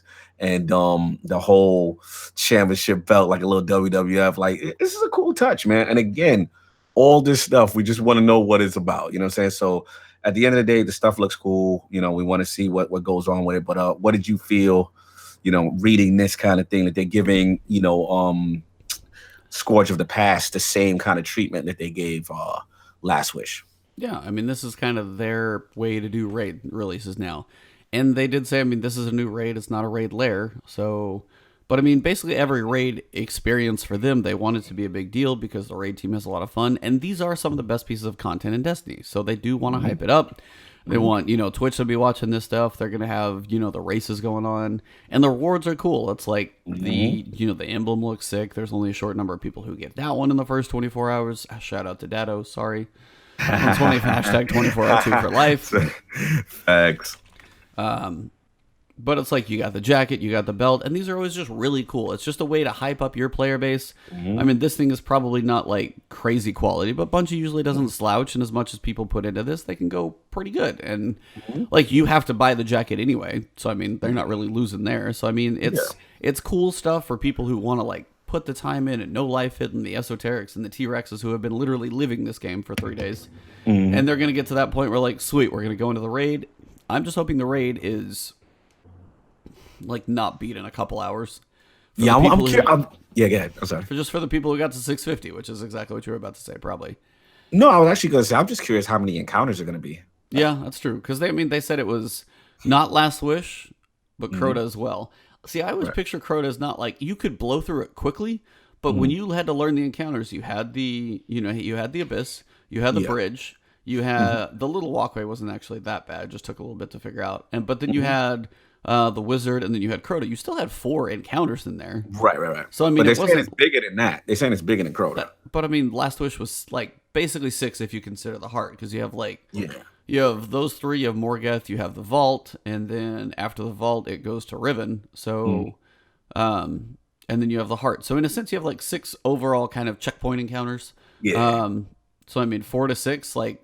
Yeah. But I don't know if they're considering Crota to be more like 3, and maybe this one has 4. I don't picture it having more than 4. That's my guess. Me too. I'm with you. I think it's going to be like 4 encounters. Yeah, 3.5, 4, maybe 3. 3 to 4 somewhere in there, but not like a jumping puzzle on a boss. It's going to be more than that. How much did Rats and Machine have? Because we had the first one. We, just to get in there, throw dodgeballs. Then we had the second encounter, which was kind of like. Was it the cable guy already? We call him the cable guy where you throw the stuff. Yeah, I'm trying to think when you jump down in. Because, you go up, you jump up really high. You had kind of the long jumping puzzle you'd go through for, like, all the air ducting up top, the secret chests. And then I feel like you would jump down in and fight him back to back, right? I feel like you fight him kind of back to back. And then it was the siege engine. Yep. Right, so that's 3. And then and then Axis had two phases, Axis, basically. yeah, Axis had two phases. So we usually kind of it's basically four encounters, but phases on the last one. So like if they gave Wrath of the Machine length, you know what I'm saying? Like, yeah, I would say that. Addict's teasing you about Crota saying it was 3.5. I guess he's not agreeing. I don't know. I mean, well, it's like it depends on what you consider. Like, if you consider the final area of like the wizard part before Crota, like it's all in the same space, but do you consider that a full encounter in itself? Is that like just part of the room? That's what I'm saying. Like, it's like you could do 4, you could do 3, whatever. I'm just saying, like, it all depends on how you classify it, and I don't know how they classify it on there. And is it like per space? Is that like what they consider, or what? So that's all I was kind of saying. Good question. So what else we got? So yeah, raid is dropping. Watch it on Twitch. See the crazy people who grinded their lives out. Hopefully crush this thing, but hopefully not too quickly. I'll be curious if it's like if the last boss is like 660 and it's just always hard and they go back to that. They haven't done that in a while, so I don't think they will. So I think it's gonna max at 650. So I'll just be kind of curious to see like what the sparrow racing part of it is, because there's definitely some sparrow driving, because they mention it. Where do they mention it? I know I read it. They say get your maybe it's towards the end. They say get your sparrow collections ready because you're gonna need them for perks and things like that. And I'm like, what is happening on the sparrows? Yeah, like that sounds cool. Maybe it's like some escape thing. I don't know. It just sounds like you're just driving through the city. Cool sparrows. I'm dying to see how this mechanic's gonna work as well as the encounter. So I'm definitely gonna be keeping my eye on this raid and people's progression. Yeah, so that'll be watching later today, which will be like literally Zur, the new Forge, and that go live at the same time. So it's gonna be a little crazy. So. Oh yeah, kind of be curious if Zur has anything that changes or not. So that's what I'll be checking come 11 a.m. But let's see. So Crucible, next big topic. So they said they want to address some feedback in Crucible. They have reported they know the top issue is associated with matchmaking, especially in competitive as well. Also, they've expressed feedback about solos against fire teams, high glory teams versus low glory teams. They are working on all of that. They don't have a whole lot to say on that at that point, but they definitely know that is a high point of contention for a lot of people. So it is definitely something they said the appropriate teams are investigating changes and they'll let us know as in a future update as soon as they can. So they don't have an answer right now, but they want us to know that they're not ignoring us on matchmaking. They are considering it. I mean, this is Bungie's thing. They're going to evaluate everything into the ground, which they do because they don't want to make like rash decisions, but in turn, it's one of those things, at least it's an acknowledgement they're looking at it, like probably one of the first times. So I agree. That's a good piece. They do have some information on changes coming. Power ammo spawns is a big one for a lot, because even you and I were playing, you're like, how does he already have power ammo? And it starts in like, I swear the first spawn is the first spawn is partially an issue, but at least after that, it's going to be like noticeably different in a lot of pieces. But for competitive, power ammo is a huge factor. I mean, it used to be like, we didn't have competitive, we had trials. Like we had all our playlists and we had trials was kind of like competitive, so everybody pictures that as being like you had the one round of competitive. Now heavy's everywhere, so that's definitely going to be a thing. So this will be good. We've got actually, I mean, you're the Crucible man, you do this. No, I mean pretty much, like you said, this is some major heavy ammo economy changing. So they basically, a lot of this is coming down basically down to the timers. You got competitive, we got control. So pretty much what's consistent with all this is the initial timers of when they spawn will stay the same. But then it says increased respawn timer, for heavy ammo. So it now goes from in control from 45 to 120. In clash, for same 45 to 120. Survival, it goes from 45 to 60. Then you got the rotators with showdown, 30 to 60. And then from Rumble also 60 to 120. So that's pretty cool. And then he also talking about power ammo and matchmaking are not the only top trending pieces of community feedback that they have been tracking. Many of you have sandbox related questions, and they say they're vocal camps on both sides in reference to what apply to PvP and PvE. So they're taking a whole bunch of that data with that. And this is what I liked, which is these next two paragraphs, which is lead design. I believe it was John Sandwich. That's a funny name. And also he's making fun of Hamrick. Oh, he's making Hamrick. Because I'm like, why? He's never heard of Sandwich. It's Hamrick. That's right. Here, let me scroll down. So. Yeah. So basically, this is the part where I got excited, which he's like, okay, many people talk about how, the frequency and the cadence, of how the patching comes out. So he says, we got some hot questions coming up. I just wanted to take a second to call out something you may have noticed. Instead of building up to 1 or 2 massive patches a year, we have transitioned to shipping smaller batches of changes much more frequently. We hope that this new approach will allow us to remain more agile than we've been in the past, allow us to shake up the meta a bit more frequent intervals. We hope that a year from now we can look back on this new way of working and agree that it was very successful. All right, enough of my rambling. Then he's going to go on to the questions. Now, before we get into the questions, these are some really good questions that I want to touch about. I want to talk about that paragraph, and I want to know like how you felt when you read it in reference to sandbox cadence. I mean, it's been something we've asked for how many years? Ooh.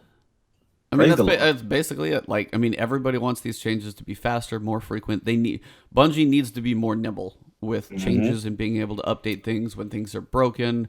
The same sandbox for 6 months gets old. I mean, what we always want is like throw changes out there. If things are a little broken, we know there's going to be another patch that changes it because you can change it quickly. But if we know we get one sandbox change, it all comes in. Auto rifles get a 0.07% damage buff, and we're like, oh my god. Like, if you get one of those and you're just like, oh, we're stuck for another 6 months. I mean, yeah, please get to that. I mean, it's like they're going from, it's like software development methodologies from like waterfall to agile. Literally said agile in there. You're like, you're not setting up for this one giant launch and everything has to be waiting on that. Hey, you get a 3-week sprint, you launch it out in that month, and they'll do another one. Like, as quick as they can, the better. Yeah, absolutely. This is only a good thing to me. Huge, because, again, I'm with you, man. Like, the key with this is what makes the game fresh. And for them to wait so long and this is one big, like, let's get that frequency up. Let's add these changes. And, again, even if it's just on a small level to test them out, and then, you make adjustments as you go on to something instead of hard and fast nerfs, I'm cool with that too. You know what I'm saying? Like, this is what I need to see from them because that makes the meta exciting. But now we're going to get into these questions that he's talking about. So the first question is like, can you buff snipers? We would really like flinch to be reduced and to have more lower zoom scopes. So he says snipers are definitely one of the archetypes we are actively looking at and making changes to. For example, later in January, rapid fire snappers will be moving to a 2-shot body kill. Additionally, we're considering allowing more snipers to one-shot supers on headshots in a future patch. Lower zoom scopes exist in the game, but not have been particularly prevalent with post-Forsaken weapons, i.e., the supremacy has been limited to, but they'll be increasing the number of them in the game as we move forward. We don't currently have plans to alter sniper flinch anymore at this time, but we will continue to keep an eye on your feedback. Ebontis, what is your feeling on snipers and these comments? Okay, so snipers in Destiny are a weird thing. I know we have space magic. I know everybody wants to be able to do like a 360 no scope. It's a sniper rifle, first off. I was like, I'm just gonna flat out say it. How does a sniper rifle work? It's not like you can take a 200-meter shot while flying through the air while being pelted with bullets. You're gonna miss. So, Preach. Like the whole flinch while zooming. Oh, you want to look down sights, get shot in the shoulder, and still be accurate? I'm sorry, it pisses me off when I shoot you and you can still shoot me. So I'm glad they're not touching it. I'm glad they're not touching that. Preach. Like lower zoom, that's okay because honestly, that helps just the way the maps are built, and that's like a whole different issue. We don't have a whole lot of maps built for long range like sight lines. We got one, kind of now, but we don't have that many. So it's a point where, for one, give us some maps that give us a little more space to work with and let snipers be a thing. Like, make a map out there where it is like almost a sniper game. Like, throw some of that stuff in there where you as well. There's about 2 or 3 I could think of. One is like Convergence, I think it's called Convergence. The one that's that whole D1 map. It's very long. And then the second one is the two long hallways. That's what I'm talking about. That's one. Yeah. What's the and other then one? The second one is damn it. It's the Trials of the Nine bluish thing board where it's like very open space. Yeah, it's very open, but it's still like so many pieces of geometry. Yeah, ish. Yeah. So, continue. So you're happy with like, this. I mean, it's I mean, what? I mean, if somebody tells me it's like, how's a sniper work? Like, you want to be able to spin around and no scope? I'm not saying the like a good sniper makes him map his own. Scream, hey, Scream, if you can do it, more power to you. By all means, not gonna argue. And that's kind of thing. 360, like, I say 360 no scope, but even just a no scope with a sniper always seemed like conceptually weird to me. Yeah, if you point a big gun at somebody and you hit him in the chest, even if you don't aim, yeah, you're gonna hurt him. But just the fact of what some people can do is crazy. The whole drag scoping is weird, and all that stuff is like that. And that's just always been me. I mean, Destiny is going to have its own feel of guns, and that's for sure how they go. But the whole drag scoping and all that stuff and the flinch has just been one of those pieces to me. And again, I may get slandered for this one, but that's your opinion. That's just my opinion. So, like, a sniper should work like a sniper. Like, I mean, camping is one thing, but that's literally what a sniper does. You set up in a spot and you hold down a port. Like, that's what you do. Yes, I'm with you, man. I think this is dope. I mean, I actually like the 2 points I like is actually rapid fire snipers, because I feel that archetype is always underutilized. Everyone wants to go with the heavy impact, you know what I'm saying? So to see rapid fire snipers move to a 2-shot body kill, that's dope. That's going to encourage usage in the archetype. So I like that. And then the second thing is, I'm with you, man. Sniper flinch got to exist, bro. You are a sniper. Like, if I'm shooting you in the face and you got your face in a scope, you should not be able to react so quickly to be able to gun me down. You know what I'm saying? So I'm cool with the other thing, the rapid fire snipe and all that stuff, but leave flinch alone. Do not get, because then it's going to get crazy. Because that's people just disregarding. That means you have the advantage on someone camping, but it doesn't matter. You know what I'm saying? Like, I don't know about that. So anyway, we'll move on. Nova Warp. Here we go. I got a sigh. Yeah, the Nova Warp. Oh, it's been broken. The Nova Warp Super claims to be too dominant right now, and we're planning to tweak it. It's currently slated. All right, let me stop being like that. It's currently slated to be land with a patch Nova Warp show. I know. I'm a warlock. I gotta fight for this one. You know what I'm saying? Now, but real talk, it's ridiculous. It's ridiculous. So I admitted it when I first played, D2. Literally, when I unlocked that subclass, I'm like, I feel like I'm cheating. Like, this is just too much. Like, I am getting people through walls. Shout out to Scream. He was Nova Warping with me. He's doing some. Oh my god! If you guys had 2 of them in there, wow. If I'd have my warp, man, that's why I got to get my subclass C before this thing gets nerfed. But yeah, man, it's really dominant. The charge up, the radius. I actually, my thing is, it's the length. I think the length is a little too long, because I've literally wiped the whole squad and still roaming around looking for people. Yeah, like, it's ridiculous. Yeah, it's ridiculous. Absolutely ridiculous. My hope is length. As far, I don't know if they're gonna touch radius. If they touch radius, maybe, you know what I'm saying, but it is what it is. That's coming. So let's get into spectral blades. Hit detection feels much more consistent. Can Sentinel and other melees get the same treatment? Their answer: we definitely want all melee supers to feel as good and reliable as possible. This is something we are still looking into, and this is the next one, which I know you smiled when you read this, because I know my man Ebontis. Hey, how long ago did I call this? And you're like, oh, they're totally. Read it. You get to read this one. I get to read it because I get to eat crow, and he gets to throw it in my face right now. Yep. So a lot of the pre-Forsaken subclasses feel underpowered now. Sorry? This is what the community has said. Weird. I only said this months ago. Shut up. You can go ahead and continue. You loving this. You loving me read this. A lot of the pre-Forsaken subclasses feel underpowered now. Can they get buffed? Bungie, yes. We have some planned buffs coming to older subclass paths in the patch currently slated for late January. But we're already looking ahead to what we'd like to do in patches further down the line. We'll be regularly looking into tuning subclass content to ensure that there's a healthy balance of viable choices in all activities. We use a combination of data and community feedback, aka Ebontis pitching, to track the right things to fix. So please continue to surface which choices feel the least viable to help guide us. All right, the floor is yours. This is your moment. So I got to hear it. Let me go. Get my drink now. You already said it. Does it? Like I called this like weeks ago because just the feeling of the supers. You've got Goku, you've got like all these other things, and you're like, how many of you guys go use like okay, yeah, when's the last time you used a Nova Bomb? Yeah, I ain't use that giant at Yeah, all. all of those things. I'm sorry, but like Spectral Blades makes Golden Gun look like a joke. Yeah, yeah.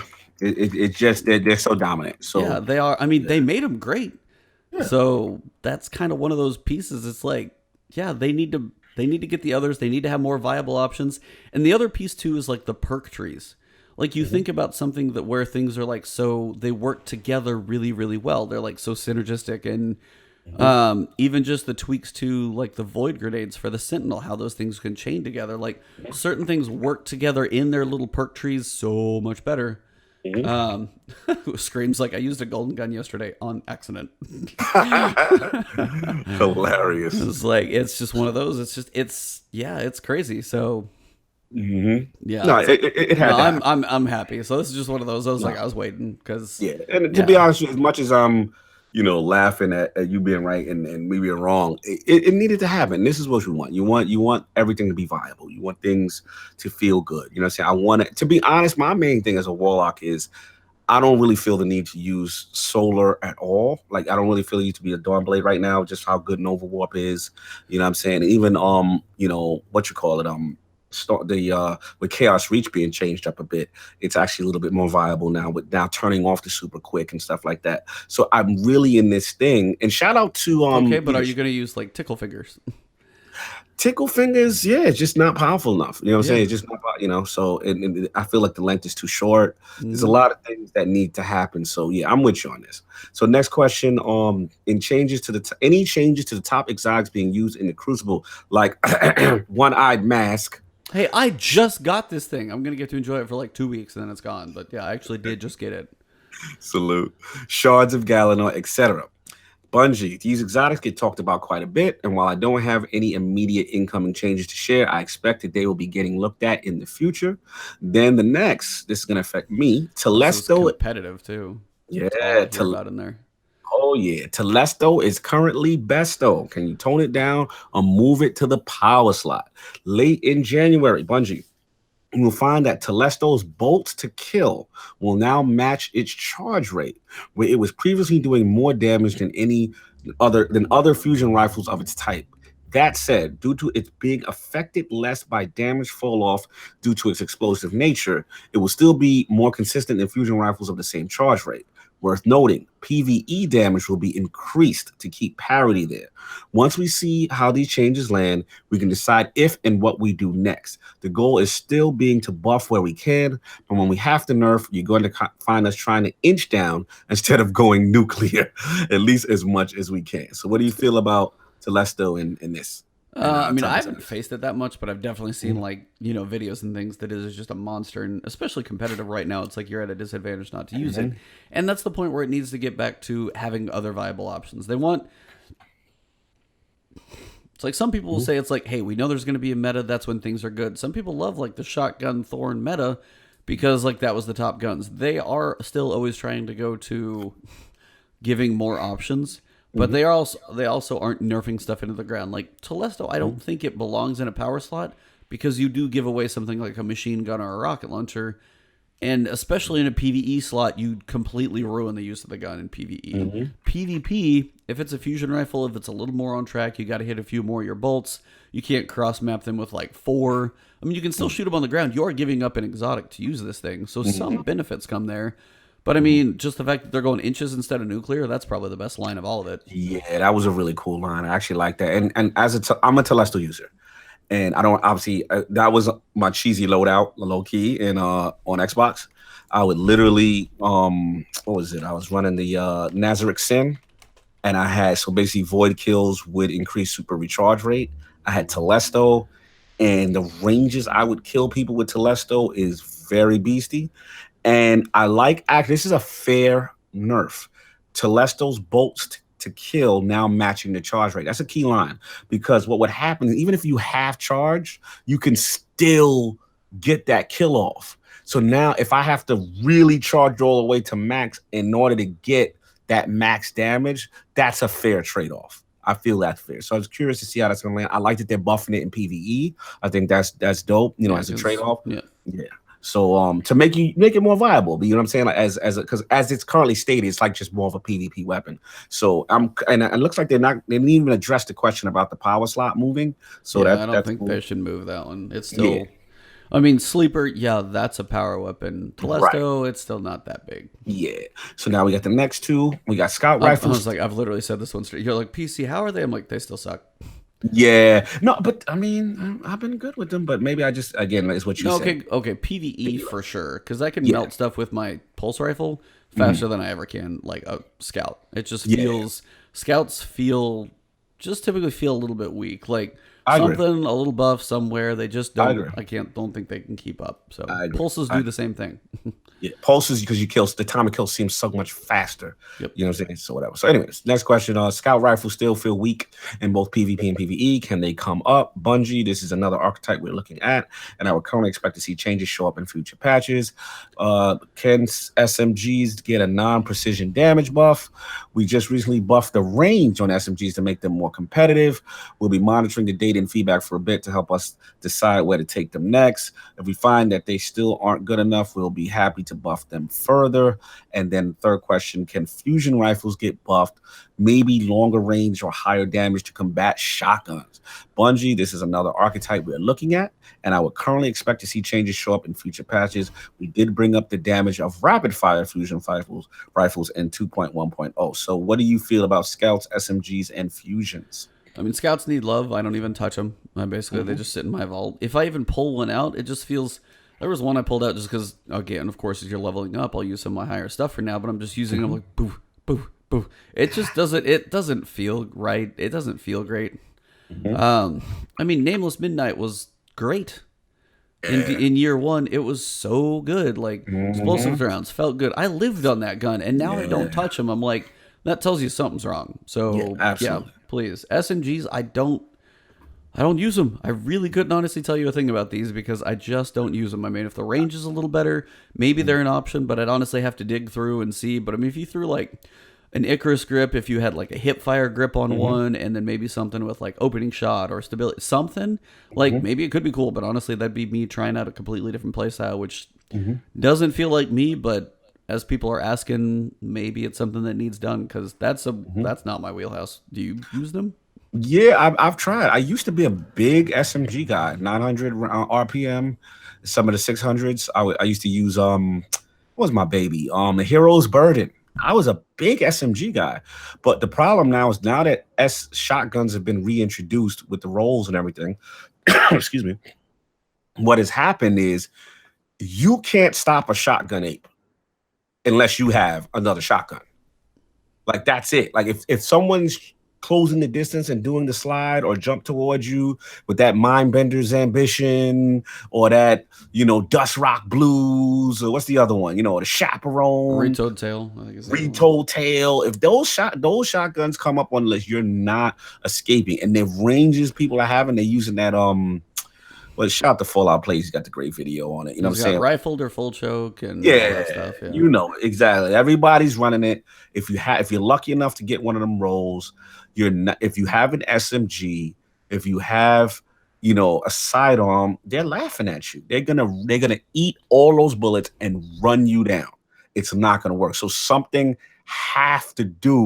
they have to do something. Like shout out to Bone. He said fusions have nothing on shotties no more. Now I agree. See, that was my counter. My counter was Telesto. Because what I would do is I'd just be backing up. As soon as I see I'm backpedaling, charge, boom, I got you. I would make sure I keep my distance. Now, granted, if we both turn the corner and he sees me, I'm done. You know what I'm saying? Like there's no reaction. I'll take that loss. But as long as I keep backpedaling, I got enough. If I backpedal with an SMG, they're gonna eat all of that, smack me up. It'll be out of there. So SMGs need to be adjusted in this meta, in my opinion. So that's what I got. And then any plans to adjust Wave Splitter? Not at the top of our list, but we do intend to take a look at it. First, we want to take a look at the global economy for trace rifles and PvP, and then we can take a look at Wave Splitter's effectiveness. Wave Splitter is the PlayStation 4 exclusive, PS4. right? It's the Void trace rifle, which I even saw was like shout out to Mark who's on here a little while back. He loves that gun. Yeah, I heard it's Yeah, beast. yeah. I haven't touched it. I don't know.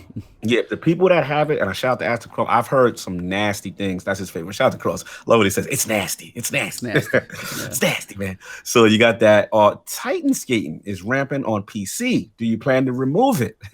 Bungie, we like to fix it. However, we're being careful about how we do this because it's so closely tied to the core feel of the lift ability. In other words, we don't want a Titan skating fix to change the way the lift ability feels for all players. We'd love to have a simple fix to this issue we could roll out immediately, but this one is going to take us a while to land on something solid. And the way they conclude all these questions, to recap, we want to roll out smaller batches of patches more frequently. We want to bring things up whenever possible. But when we do need to bring something down, we're going to try and inch it down and into the correct location. And finally, there is a patch coming. It's currently slated for late January, but we expect some changes coming to things like rapid fire snipers, Telesto, Nova Warp, and pre-Forsaken subclasses. We have much more planned for the months ahead. So overall, with all this length of questioning, everything that you read here, the whole bit, like what's your whole thing, man? Like what do you feel about this approach? Are you happy? Are you like, this is not enough? Where are you at?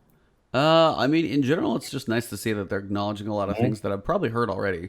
I mean, Mm-hmm. they say Titan skating, they say Telesto, they say Scouts. I mean, stuff that I've had in my head, a lot of them are mentioned here. It's nice to see that they're acknowledged. They're planning them for, I mean, sandbox patches we know come later. They're looking at that one in, like, January. At least it's January, not June.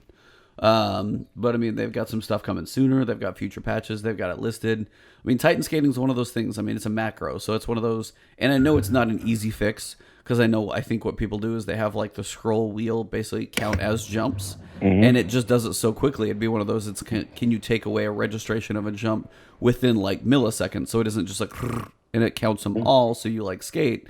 It's that weird. And they don't want to break it, I understand. So it's like, that's one of those things. But I mean, that's the first time they've ever mentioned it.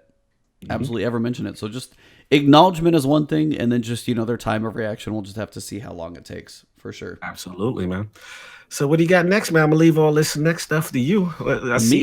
Why me? I see sleighs and festivities. Yeah, if I could actually sing, I would throw out a holiday song right now, but I'm not going to try and throw my voice on this thing. So, but I saw the picture of this and I about fell out of my chair. I was like, what is happening right now? We got Santa's sleigh. This is amazing. Whatever amazing. I have to do to get this sparrow, I'm getting it. That is the. If I gotta pay 1,000 silver, I'll do it. I don't care. This is the most ridiculous sparrow in all of Destiny. I have to have it just to look that crazy. Sick. I mean, do you see this thing? It is insane. It is the most out of control, over the top take on like a Christmas sleigh. Like it, but it's amazing. You have to have that. You gotta own that. You gotta pull up on another Guardian with that. And you have like skirt. Yeah, like, skirt. Yeah, exactly. What's up? Yeah, I just need like what they need is like a dawning piece of armor with an ornament of a Santa hat. Yes, this is Santa. Like, this is pimped out Santa in a tower. Or elf hat or ears, or give me some boots that have like elf shoes. I want some crazy ornaments for the stuff. Like, give me the dawning armor and then give me some just broken ornaments. I want some like dark green with little like flare coming out of the side. Give me some ridiculous stuff. Like, that's kind of one thing I think Bungie, while it is like they kind of try and keep everything somewhat lore-ish, and this is really a stretch, like, stretch it farther. Like, just go out there and give me some elf ears and a Santa hat and be stupid about it. Like, just go crazy. Yeah, this is very seasoned. The shot, but again, kudos. We can never not say enough about the art team, man. Jesus, they kill it, man. Like, this is amazing. This is they have tremendous artists. They do it again, man. Again, stuff we're gonna be throwing money at the screen at. Come to dawning. So what we got? This morning we detailed stuff about the dawning. I think I've got it on the next page. There it is.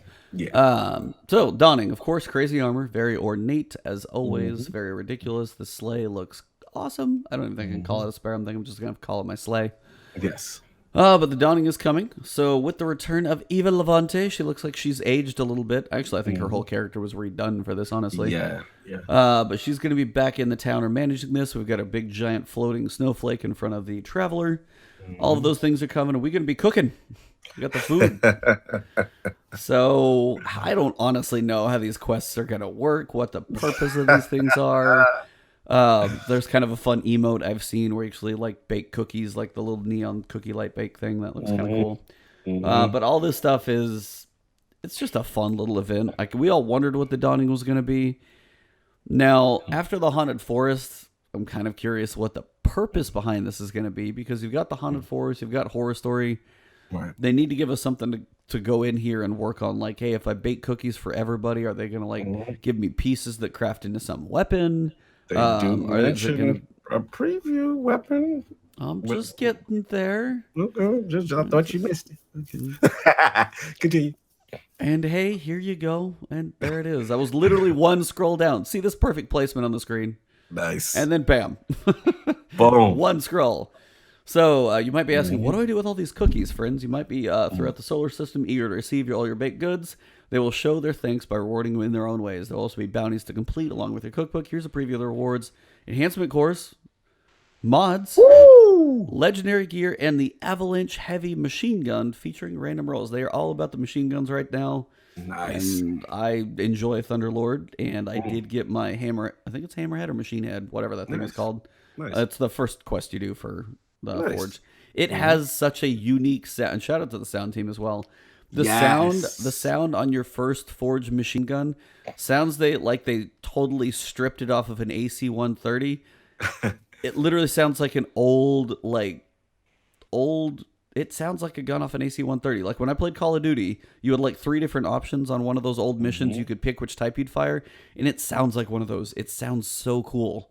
Yeah, so the Hammerhead is like very, very unique gun, and hits pretty damn hard too. I haven't put it again really through its paces, but just because I'm still been trying to level. But yeah, it's pretty solid, pretty cool. So another machine gun, add that to the pile, because I don't know how many more we have. Because if we just have like Hammerhead, the one from Black Armory with rolls, we need more.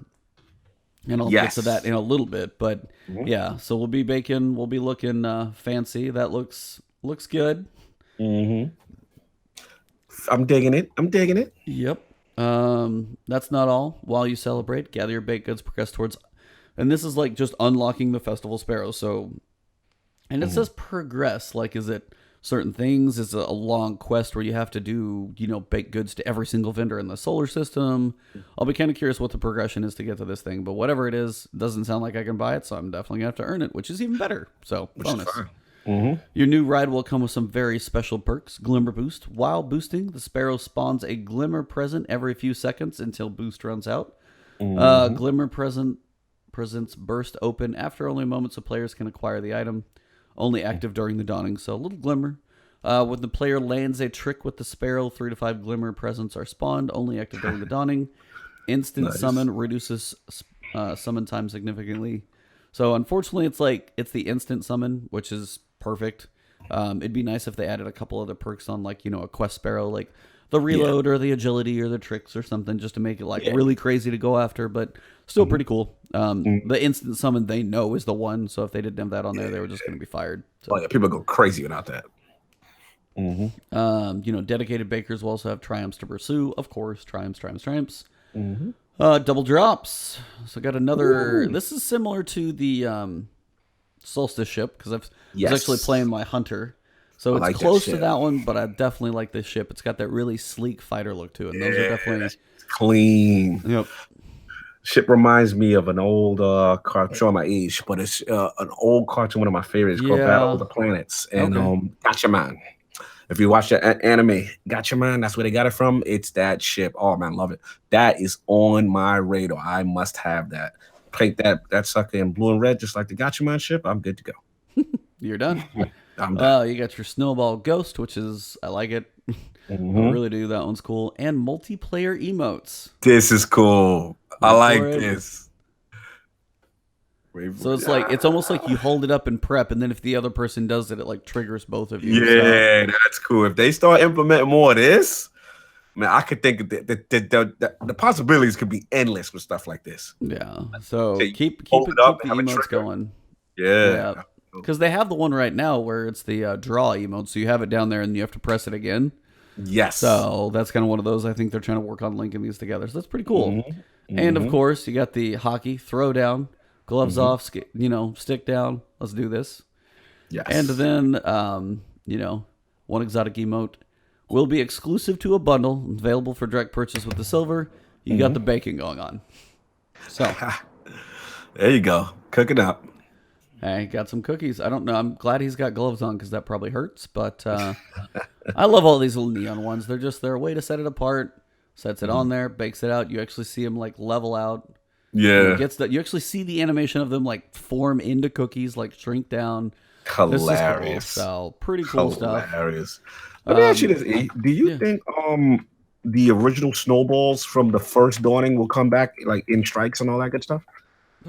They don't mention it. It, right? I don't think I seen mention of it. Yeah. And that could have been just their thing for that one. So I mean, I haven't seen it. If they do, it'd be kind of fun to come back. Those were just fun. I mean, yeah, that'd be like kind of a nice random thing to have in there because it was like the snowing effect. You slowed them down. And it was like, and they animated all the ads. It was. Yeah. I was impressed, like the work they put into it more than anything. So that was kind of. I agree. I thought it was very cool. I hope they don't go away from it. I actually liked it. It used to be helpful on strikes and stuff. Like it used to be effective. Oh yeah, like slow down. You don't run as fast, Knight. You stay still. But they finally asked, do you have a stockpile of bright dust piling up? Tess will be offering ingredient packs in exchange for bright dust. If you don't have a lot of bright dust and are worried otherwise players might be getting all the baked goods without having to play, don't worry. Eva's requires, Essence of the Dawning, which can be acquired during playing activities in the game. So just play. You'll be fine. They've always set this stuff up so you can just play. So I think Eververse is in a good spot. And I think that's I don't know how much is going to be in the Dawning. These are seasonal events. They're not meant to be crazy. They're cosmetic, look pretty. The sparrows are fun. The emotes are cool. And we'll see what the, baked goods quest grind is all about. But overall, I don't think it's like, and that's the thing. Everybody's like, is there going to be another haunted forest activity?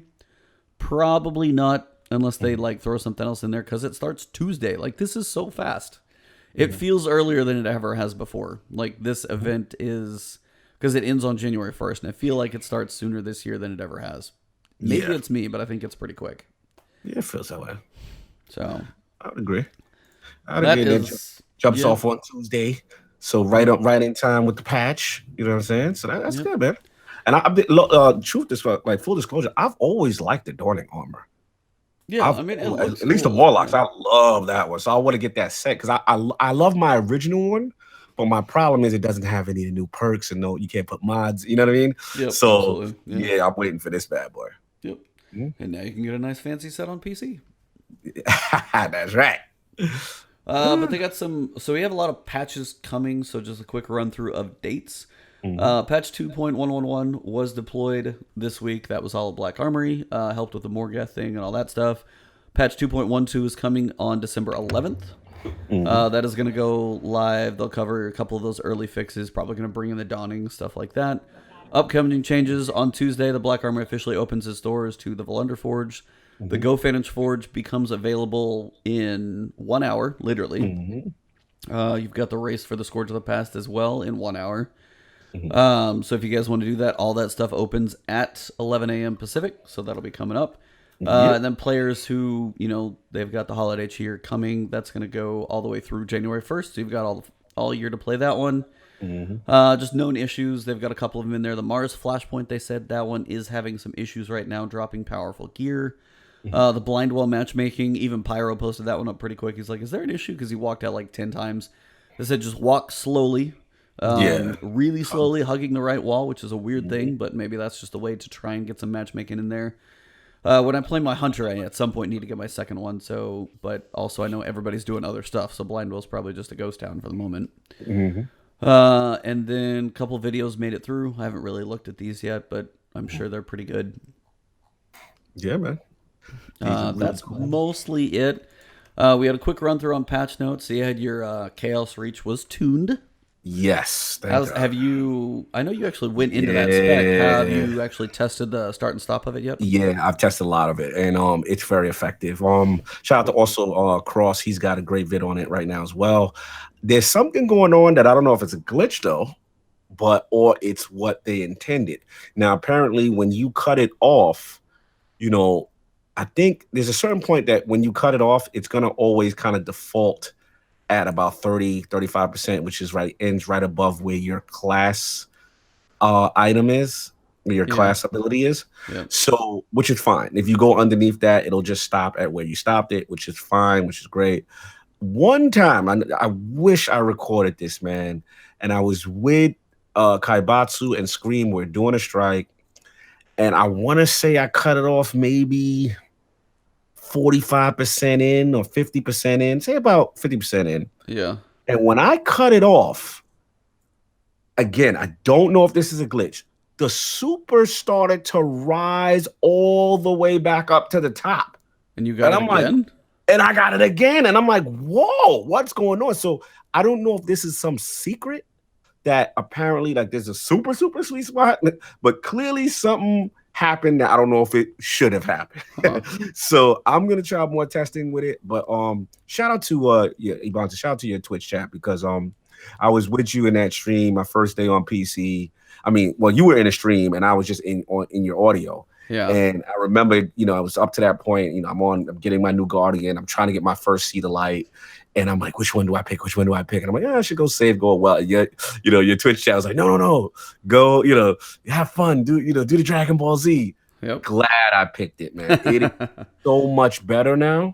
Like, yeah, like it's the DPS, the survivability, and I'm gonna get well back, but I think I'm gonna get well back last. I'm gonna get Nova Warp next before that gets nerfed, and then what you call it last. But yeah, I've been having a ton of fun, and this is with no exotics, no geomags, no Crown of Tempest on that build, and it's been phenomenal. So yeah, I've been putting that through the paces. And the last thing I'll say is that obviously I played more Crucible now. I've got more under my belt with the controller gang. And I've been holding my own, man. Now I it's still to be determined because obviously I'm new to the PC matchmaking. I'm assuming, they got me in maybe low elo, so I'm not gonna get gassed yet and say, oh, it's so easy and PC guys are trash. No, I'm not going there. But I wouldn't. your boy ass Scream, when you left, I got me like 2 drops and I got me like a misfit. And I never used a misfit on console. But I got like a decent roll Zen moment and something else. Man, and I got me a little shoddy. I got me a little I don't know if it's a Dusk Rock or something like that. Man, listen, just those 2 alone, I was putting in work.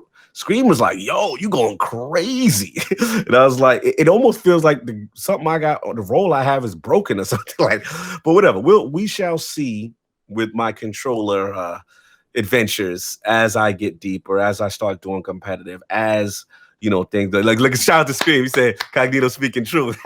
That's right. So he's holding me down. Back me up, baby. Back me up. So yeah, man, like we'll see as it goes on. But I will say that for people, for console guys like me who haven't picked up Destiny yet, and if you're worried about it, I'll say, nah, man, jump right in. You're going to feel right at home. You can still take your control. You can still be competitive. And to me, only reason why I was losing a lot of matchups is because literally these guys had meta weapons and I'm literally coming in here with blues and no exotics and makeshift guns. So once I start to get my loadouts, and I don't even have any mods, I'm just coming off of raw natural and controller stuff. So we'll give it time. But shout out to the PC community. It's so smooth, 60 frames. Different game, all the effects. It's just, man, I cannot go back to console Destiny 2. I just can't do it. So this is where I'm going to be. And if y'all want to find me on BattleNet, LordCognito 1213, holla at me. Hey, it smiled at my ears. I got more people coming to PC, like definitely, and there's more people. It's like the free teaser, like helped quite a few. Whether it was the free piece to get started, then you got to buy Forsaken, or you just picked it up because you actually had a computer and you're like, hey, it's free. I'll try it for the weekend. Those little pieces, the teasers they did, are helping sell those copies on PC again, because I mean, somebody like you're like, nah. Okay, buy a console. Like it took like days, just days, and you knew you were done. It's the minute you launch it, and you could just sit in the menu screen. You see the difference. You could just sit loading into planets. It's so quick. I'm so used to loading into a planet and pulling out my phone on console because I'm like, oh, I got time. And the only negative I've had to nitpick is that in Crucible, your match times are long. That has nothing to do with the game not operating That's correctly. just player base, probably. Right, that's player base. Because I know, like on console, I launch up, it's finding me a match quick. On PC, you can sit a while. Yeah. You know what I'm saying? So yeah, man. But at the end of the day, if you're a fan of this game, you know, you have the means to make the jump. By all means, do it. You know what I mean? So, and you don't have to. Another thing I found out, you don't have to. I obviously have my Iron World podcast on Clan on Console. You don't have to, separate them. It'll still exist. You can be a part of two clans. So you can have a clan on PC. It's still tied to your account as long as you link them and stuff like that, and it doesn't affect anybody. So, shout out to everybody in the clan. Yeah. So yeah, Chaos Reach got its tuning, got a couple other little pieces, damage required to destroy tethers, little basic stuff, armor and weapons fixes. So chromatic fire, just where explosions were doing less damage than intended, which that thing already sounds awesome, so that's better. Scavenger perks being fixed, high impact scout rifles not firing at the right speed, just basic things. If you guys want to read these, I'm not going to hit them all. Yeah.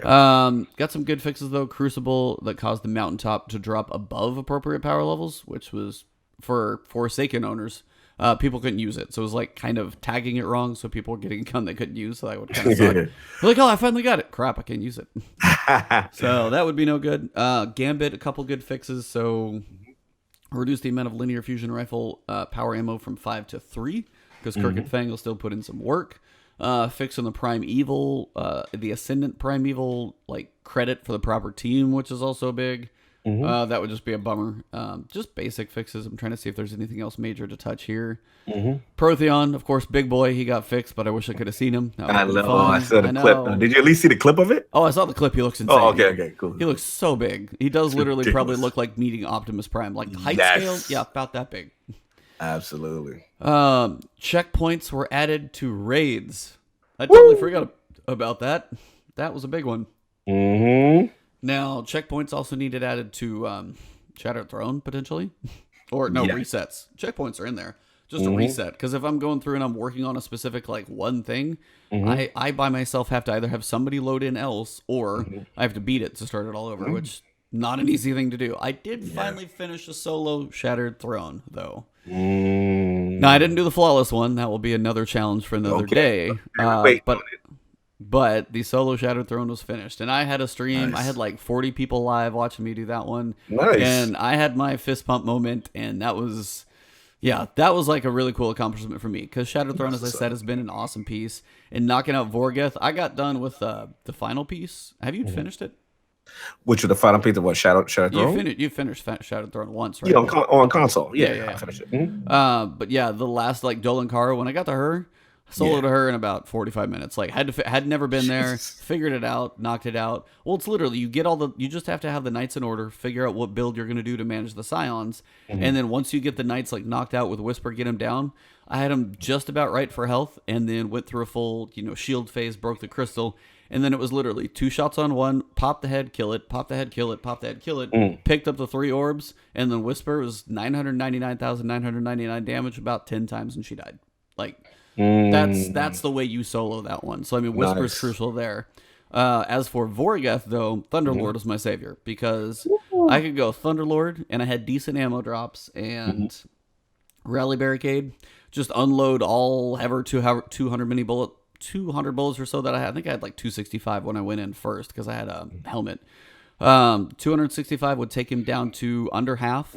And then, as long as I got some heavy drop in as I killed all the ads, I got it the second time. But the nice thing about Thunderlord, I can constantly do damage, literally just move my cursor around, take care of the Axiom Bolts, and never stop firing.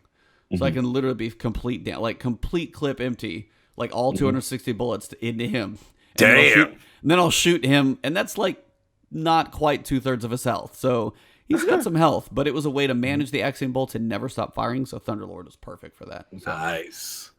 Yep, Nice, that man. one. But I was like, I did the recording, but I'll kind of get those up later towards Shatterthrone coming up next time because right now it'd be like not much to do with it. So Yeah, absolutely. a couple other pieces. Like this patch is literally like this patch notes that they have. They're about to change. Like this was prime engrams will now appear more frequently for players under 550. Right. This is about to go to 600. Like all these things are changing. So next week we'll get some more. What's up, Snaldo? How you doing, man? Hello, Peter.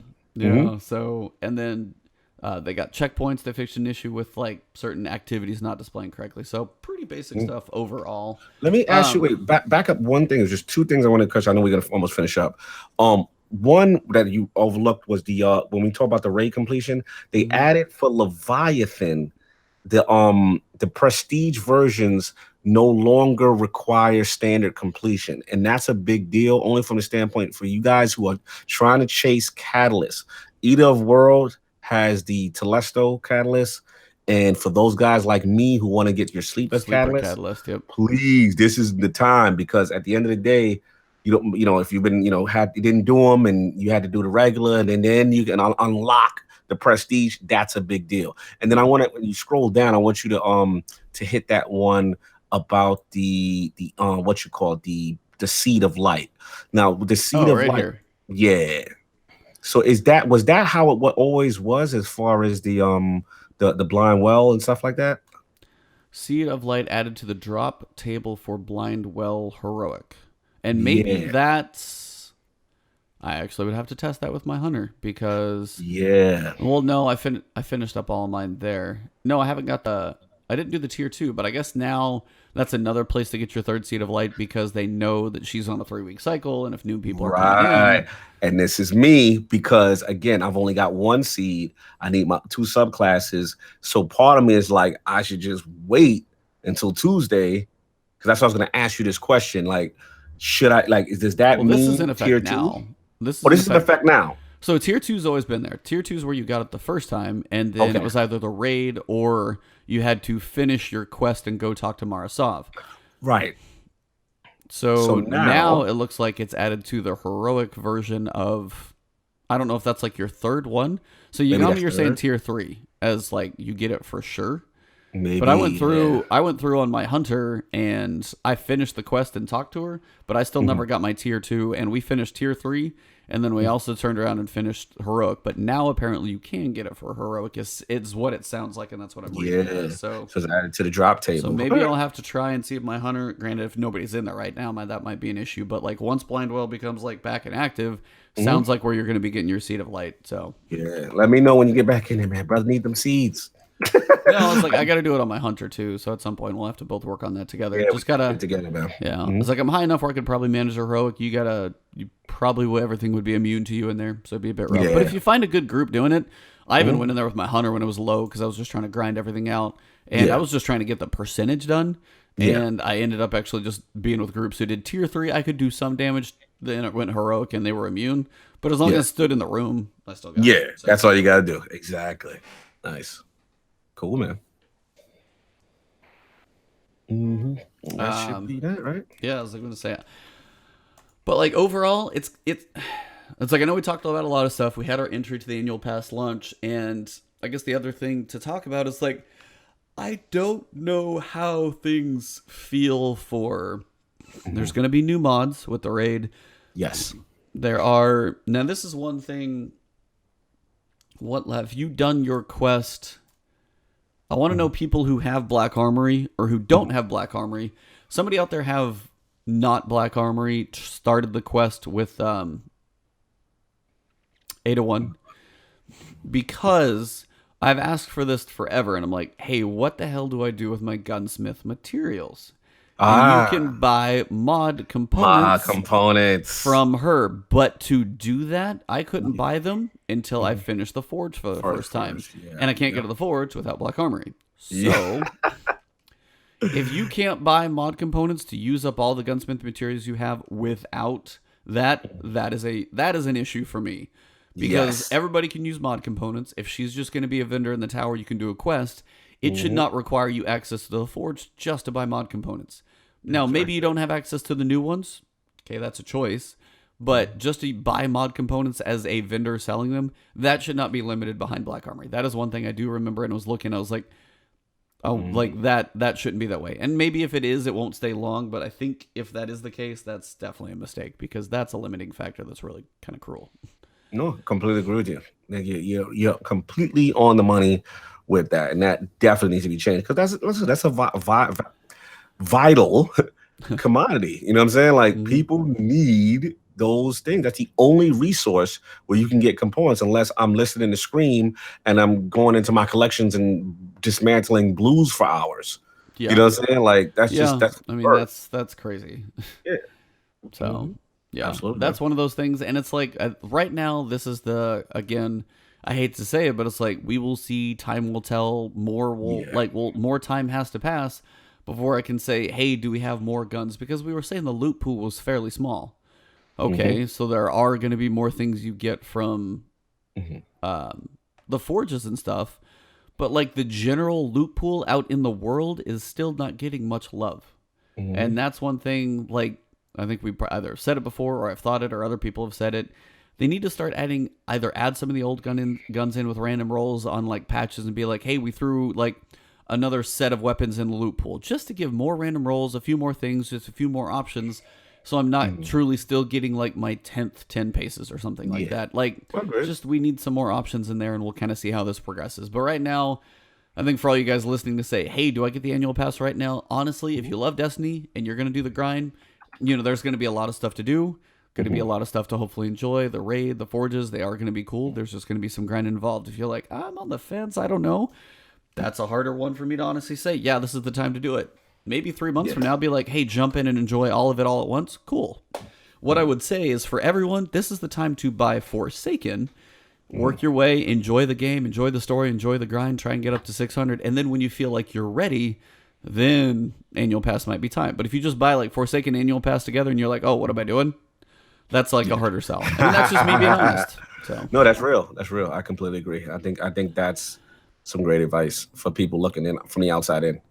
Yeah, and for those of you guys out there on both sides, if you've got anybody who hasn't played the game yet, hasn't picked up Forsaken, Slow-Mo, if you're still sitting out there, because I know you're not really a huge Destiny person, I've got copies of the Forsaken collection. I'm going to be doing some giveaways, just so watch Twitter, watch my YouTube page. I'm going to be doing them just kind of in different ways. One might be a little hidden in the videos. You might actually have to find them. A couple will be more obvious, but I'm going to do copies because Forsaken is a great experience. So that's one I do want people to experience. Can I say, like, yeah, go out and buy the annual pass tomorrow?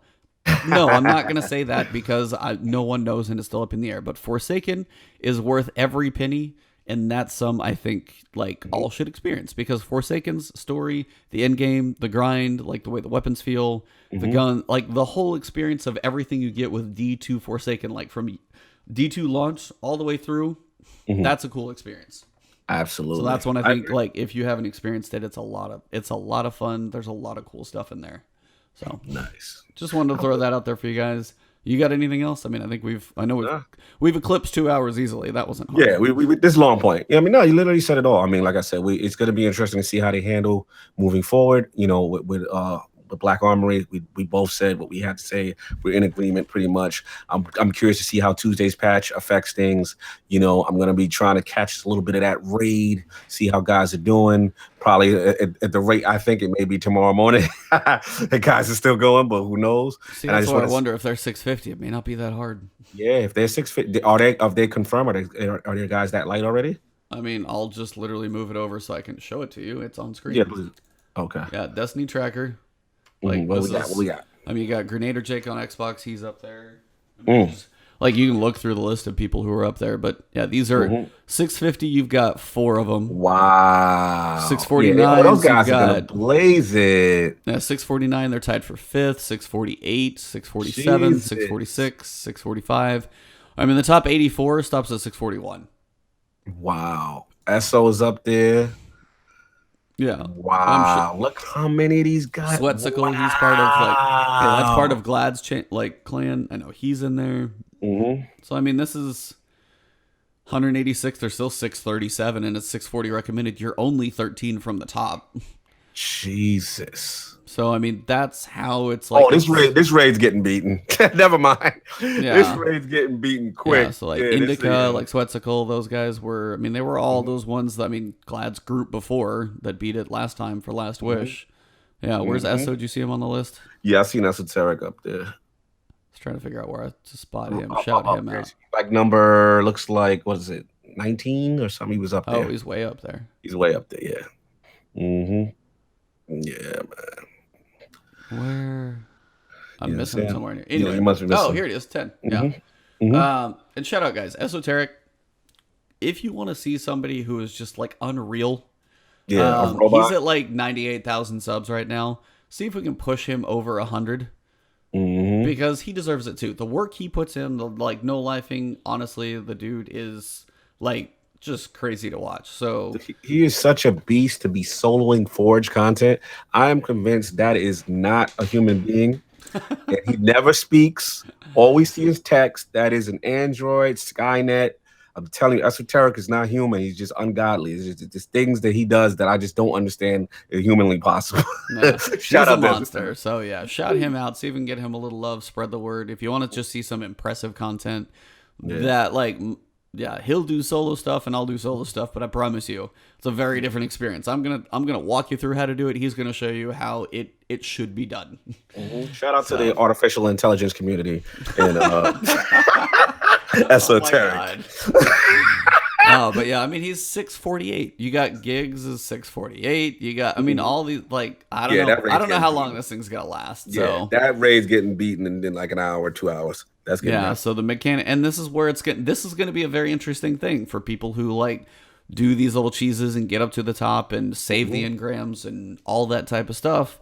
Is this how you is? And this will be the question: is this how Bungie wants their raids to go? Is this how they want it? Like is this representative of the best? Again, they're gonna have to answer these questions. Come what is it? Season of the Drifter, Yep. and that's all I want to see, because at the end of the day, if as long as they gate things correctly, it shouldn't have to come down to things like this. It shouldn't have to come down to using these exploits and doing engram holding and whatever guys are doing. Yeah. And let's just see how it goes. Be like, hey, what are you playing, man, right now? Oh, I'm playing Destiny. This expansion's about to come out. Oh, cool. It's like, I'm pretty comfortable. Let me pick this thing up. I'll get the annual pass as well. Yeah. Awesome. Wait, what? Mhm. Like, that's the experience that's going to go on. So those are Not to cut you. Not to cut you. Go. But what I liked about Last Wish is they didn't have those things in place, and you waited a week. They pushed it back a week, right? And it was just 2 weeks of just grinding, right? Yeah. So if you had the time, you can get in there. Like I thought the way they handled Last Wish was perfect. I didn't have any problems with that. You know what I'm saying? Like, if obviously you had to know life it, no doubt. Yeah. You had to know life it for 2 weeks. If you didn't have the time, you weren't going to get enough to get past maybe the first or second. But at least some people were able to get to the first encounter, unlike Black Armory. You know what I'm saying? No, I mean that's real. Like people walk. Like even I could have probably. Where was? Yeah. No, I was like, I don't know if I could have done even the first encounter. That was still probably pretty low, but. There was a decent amount of people who got through like that. Did they beat it? No. But did the first encounter get seen and viewed, and was some success was had? Because that was kind of the difference of all of that stuff. And it was like, but that's also the raid. Like, that's not just like, hey, here's a piece of content. And I know it's meant to be in game, but yeah, just as you said, they got to see it, and it's I don't know. So that's what I want. There's some balancing. There's some balancing to do. I agree. Cool, man. But yeah, I think that's pretty much where we're gonna wrap it up today, guys. It's been awesome. Thank you guys all for hanging out. Today has been really cool. A lot of stuff, a lot of talks, lots of thoughts as always. Vagabond. Some of you guys have been here for pretty much all the 2 hours, so you guys are crazy, in the best way. If you have not followed me yet here on Twitch, I'd be surprised. Most of you guys probably have. But I'm about 28 away from 1,000 followers. So let's get that going. Yeah. So on my Twitch channel, we're pretty close to 1,000 followers. So that's awesome. So just the support lately has been amazing, guys. Like I would have to look back in the last like 3 months, but my YouTube channel, Twitch, those have exploded. So just the support from you guys has been awesome, and it just keeps going. So shout out to Iron Lord's podcast as well. Thank you, sir. Man, the man of the intros, the man of like making people feel humbled when you can't even live up to the intro, and then just honestly the deep dives, the questions, just the way. I love long form podcasts when you get guests to open up, and that's something you guys do so well. Like I love shout out to it's Chris Hardwick. His podcast is just with like celebrities and stuff. He'll do it for movies, but it's like an hour long. Usually the good ones are maybe a little over, and you get them on those long, not like the 5 minute like little blip questions here or there. They really go into stories and open up, and you guys do that exact same stuff. You get them talking about old school gaming, what they came through, crazy stories of like their histories and. Like every one of those guys do you just hit the right buttons with them and you have enough knowledge to know what to ask to get them to go deep, and it works so well. So I mean, shout out to Iron Lords podcast guys, listen to them, follow them. I know you guys passed 1,000 yet because you guys close, deserve that as well. We're about at 925. Oh come on, we're both in the nines. We need 1,000. We need 1,000. Hit us 1,000 on both. So if you guys are in my Twitch chat, go follow Iron Lords podcast. If you like the long form and you're sitting here, go follow them because they got some really. If you just are a gamer, just go enjoy it. They always got some good love, good humor, and good interviews. Those guests are awesome. So much appreciated, man. Yeah, I'll do my outros, man. Again, shout out to Ebontis, man. Please support him. The guy's fantastic. Shout out to Forte. He subbed to you today. You know, I'm glad people are starting to get the word out. I've known for a long time. You know what I'm saying? I met the man at Guardian Con. You know what I'm saying? I knew this guy's the real deal. And it's good to see his growth. It's been tremendous. So good to see that my community actually recognizes you and people are telling me, hey, I use your content. I'm a solo Destiny player. Shout out to the 2HC in the chat. He says, look, you guys are the show is the reason why I jumped back in. You know what I'm saying? It's really cool to see people now getting in tune with you. And it's dope, man, because some people don't have clans. Some people don't have a lot of friends to play with. And they watch an Ebontis video and you get that simplified breakdown on what to do, effective things to do. And at the same time, you know, a lot of people, he doesn't assume that you're this hardcore person. Like he will break things down, even the Zerg videos and things that you don't know about, and weapons and exotics you don't know about. He's like, hey, this is, you know, he's got me using Risk Runner in certain parts of a Gambit now. Like I wasn't even doing that because of, you know, of Ebontis. So good to see the growth, man. Both trying to grow this thing together. As far as me, you already know, on Twitter, actually is at LordCognito. On BattleNet. I am Lord LordCognito 12, number 1213. So 1213. Please check me out, man. Shout out to Scream. Those are my dudes. Forte, I know we got a link. I added you. If you're on PC, please add me. We got a great bunch of guys there. And shout out to Mikey Barr and the Spawn Points clan. Also shout out, what's your clan? Legendary Emblems Only. Yeah, it's full right now. So yeah, shout out to you guys. You know what I'm saying? I've always been running with them. A lot of fun. Finally get a chance to play with my man, so that's good. And obviously this Sunday, as far as Iron Lord podcast, every Sunday is the Lord's Day. Sunday, 11 a.m. Eastern Standard on the Iron Lord podcast channel. We will have the young Lord PTK Blam from the Shop podcast. He's a good up and coming YouTuber. Great content. We're going to talk about a lot of things. We'll talk about the Game Awards. Game Forte said this man is a traitor. I am. You're funny. I have expanded my Destiny horizons to PC. Call me enlightened. That's the PCest answer I've heard from anybody in my life. I have expanded my horizons onto the world of PC. I am well-versed in all forms of Destiny, and thank you. I like to broaden my knowledge for the game that I play. Listen, Kiss my ass. It looks pretty. Hashtag exposed. Yeah. Listen, man, I went to college now. He put me through college. So now I got to stay here, man.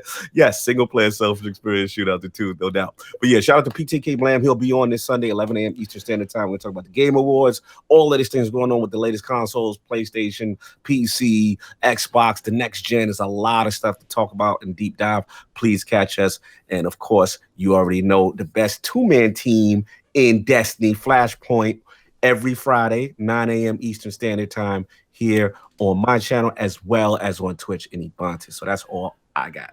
That's it. I mean, you guys know where to find me. It's Ebontis on everything. If you guys need my battle tag, it's Ebontis 1305. Other than that, it's Twitch, Twitter, Ebontis, and then YouTube. You guys know where to find me. If you haven't followed both of us, follow both, subscribe to the channels. We got good content coming for you guys.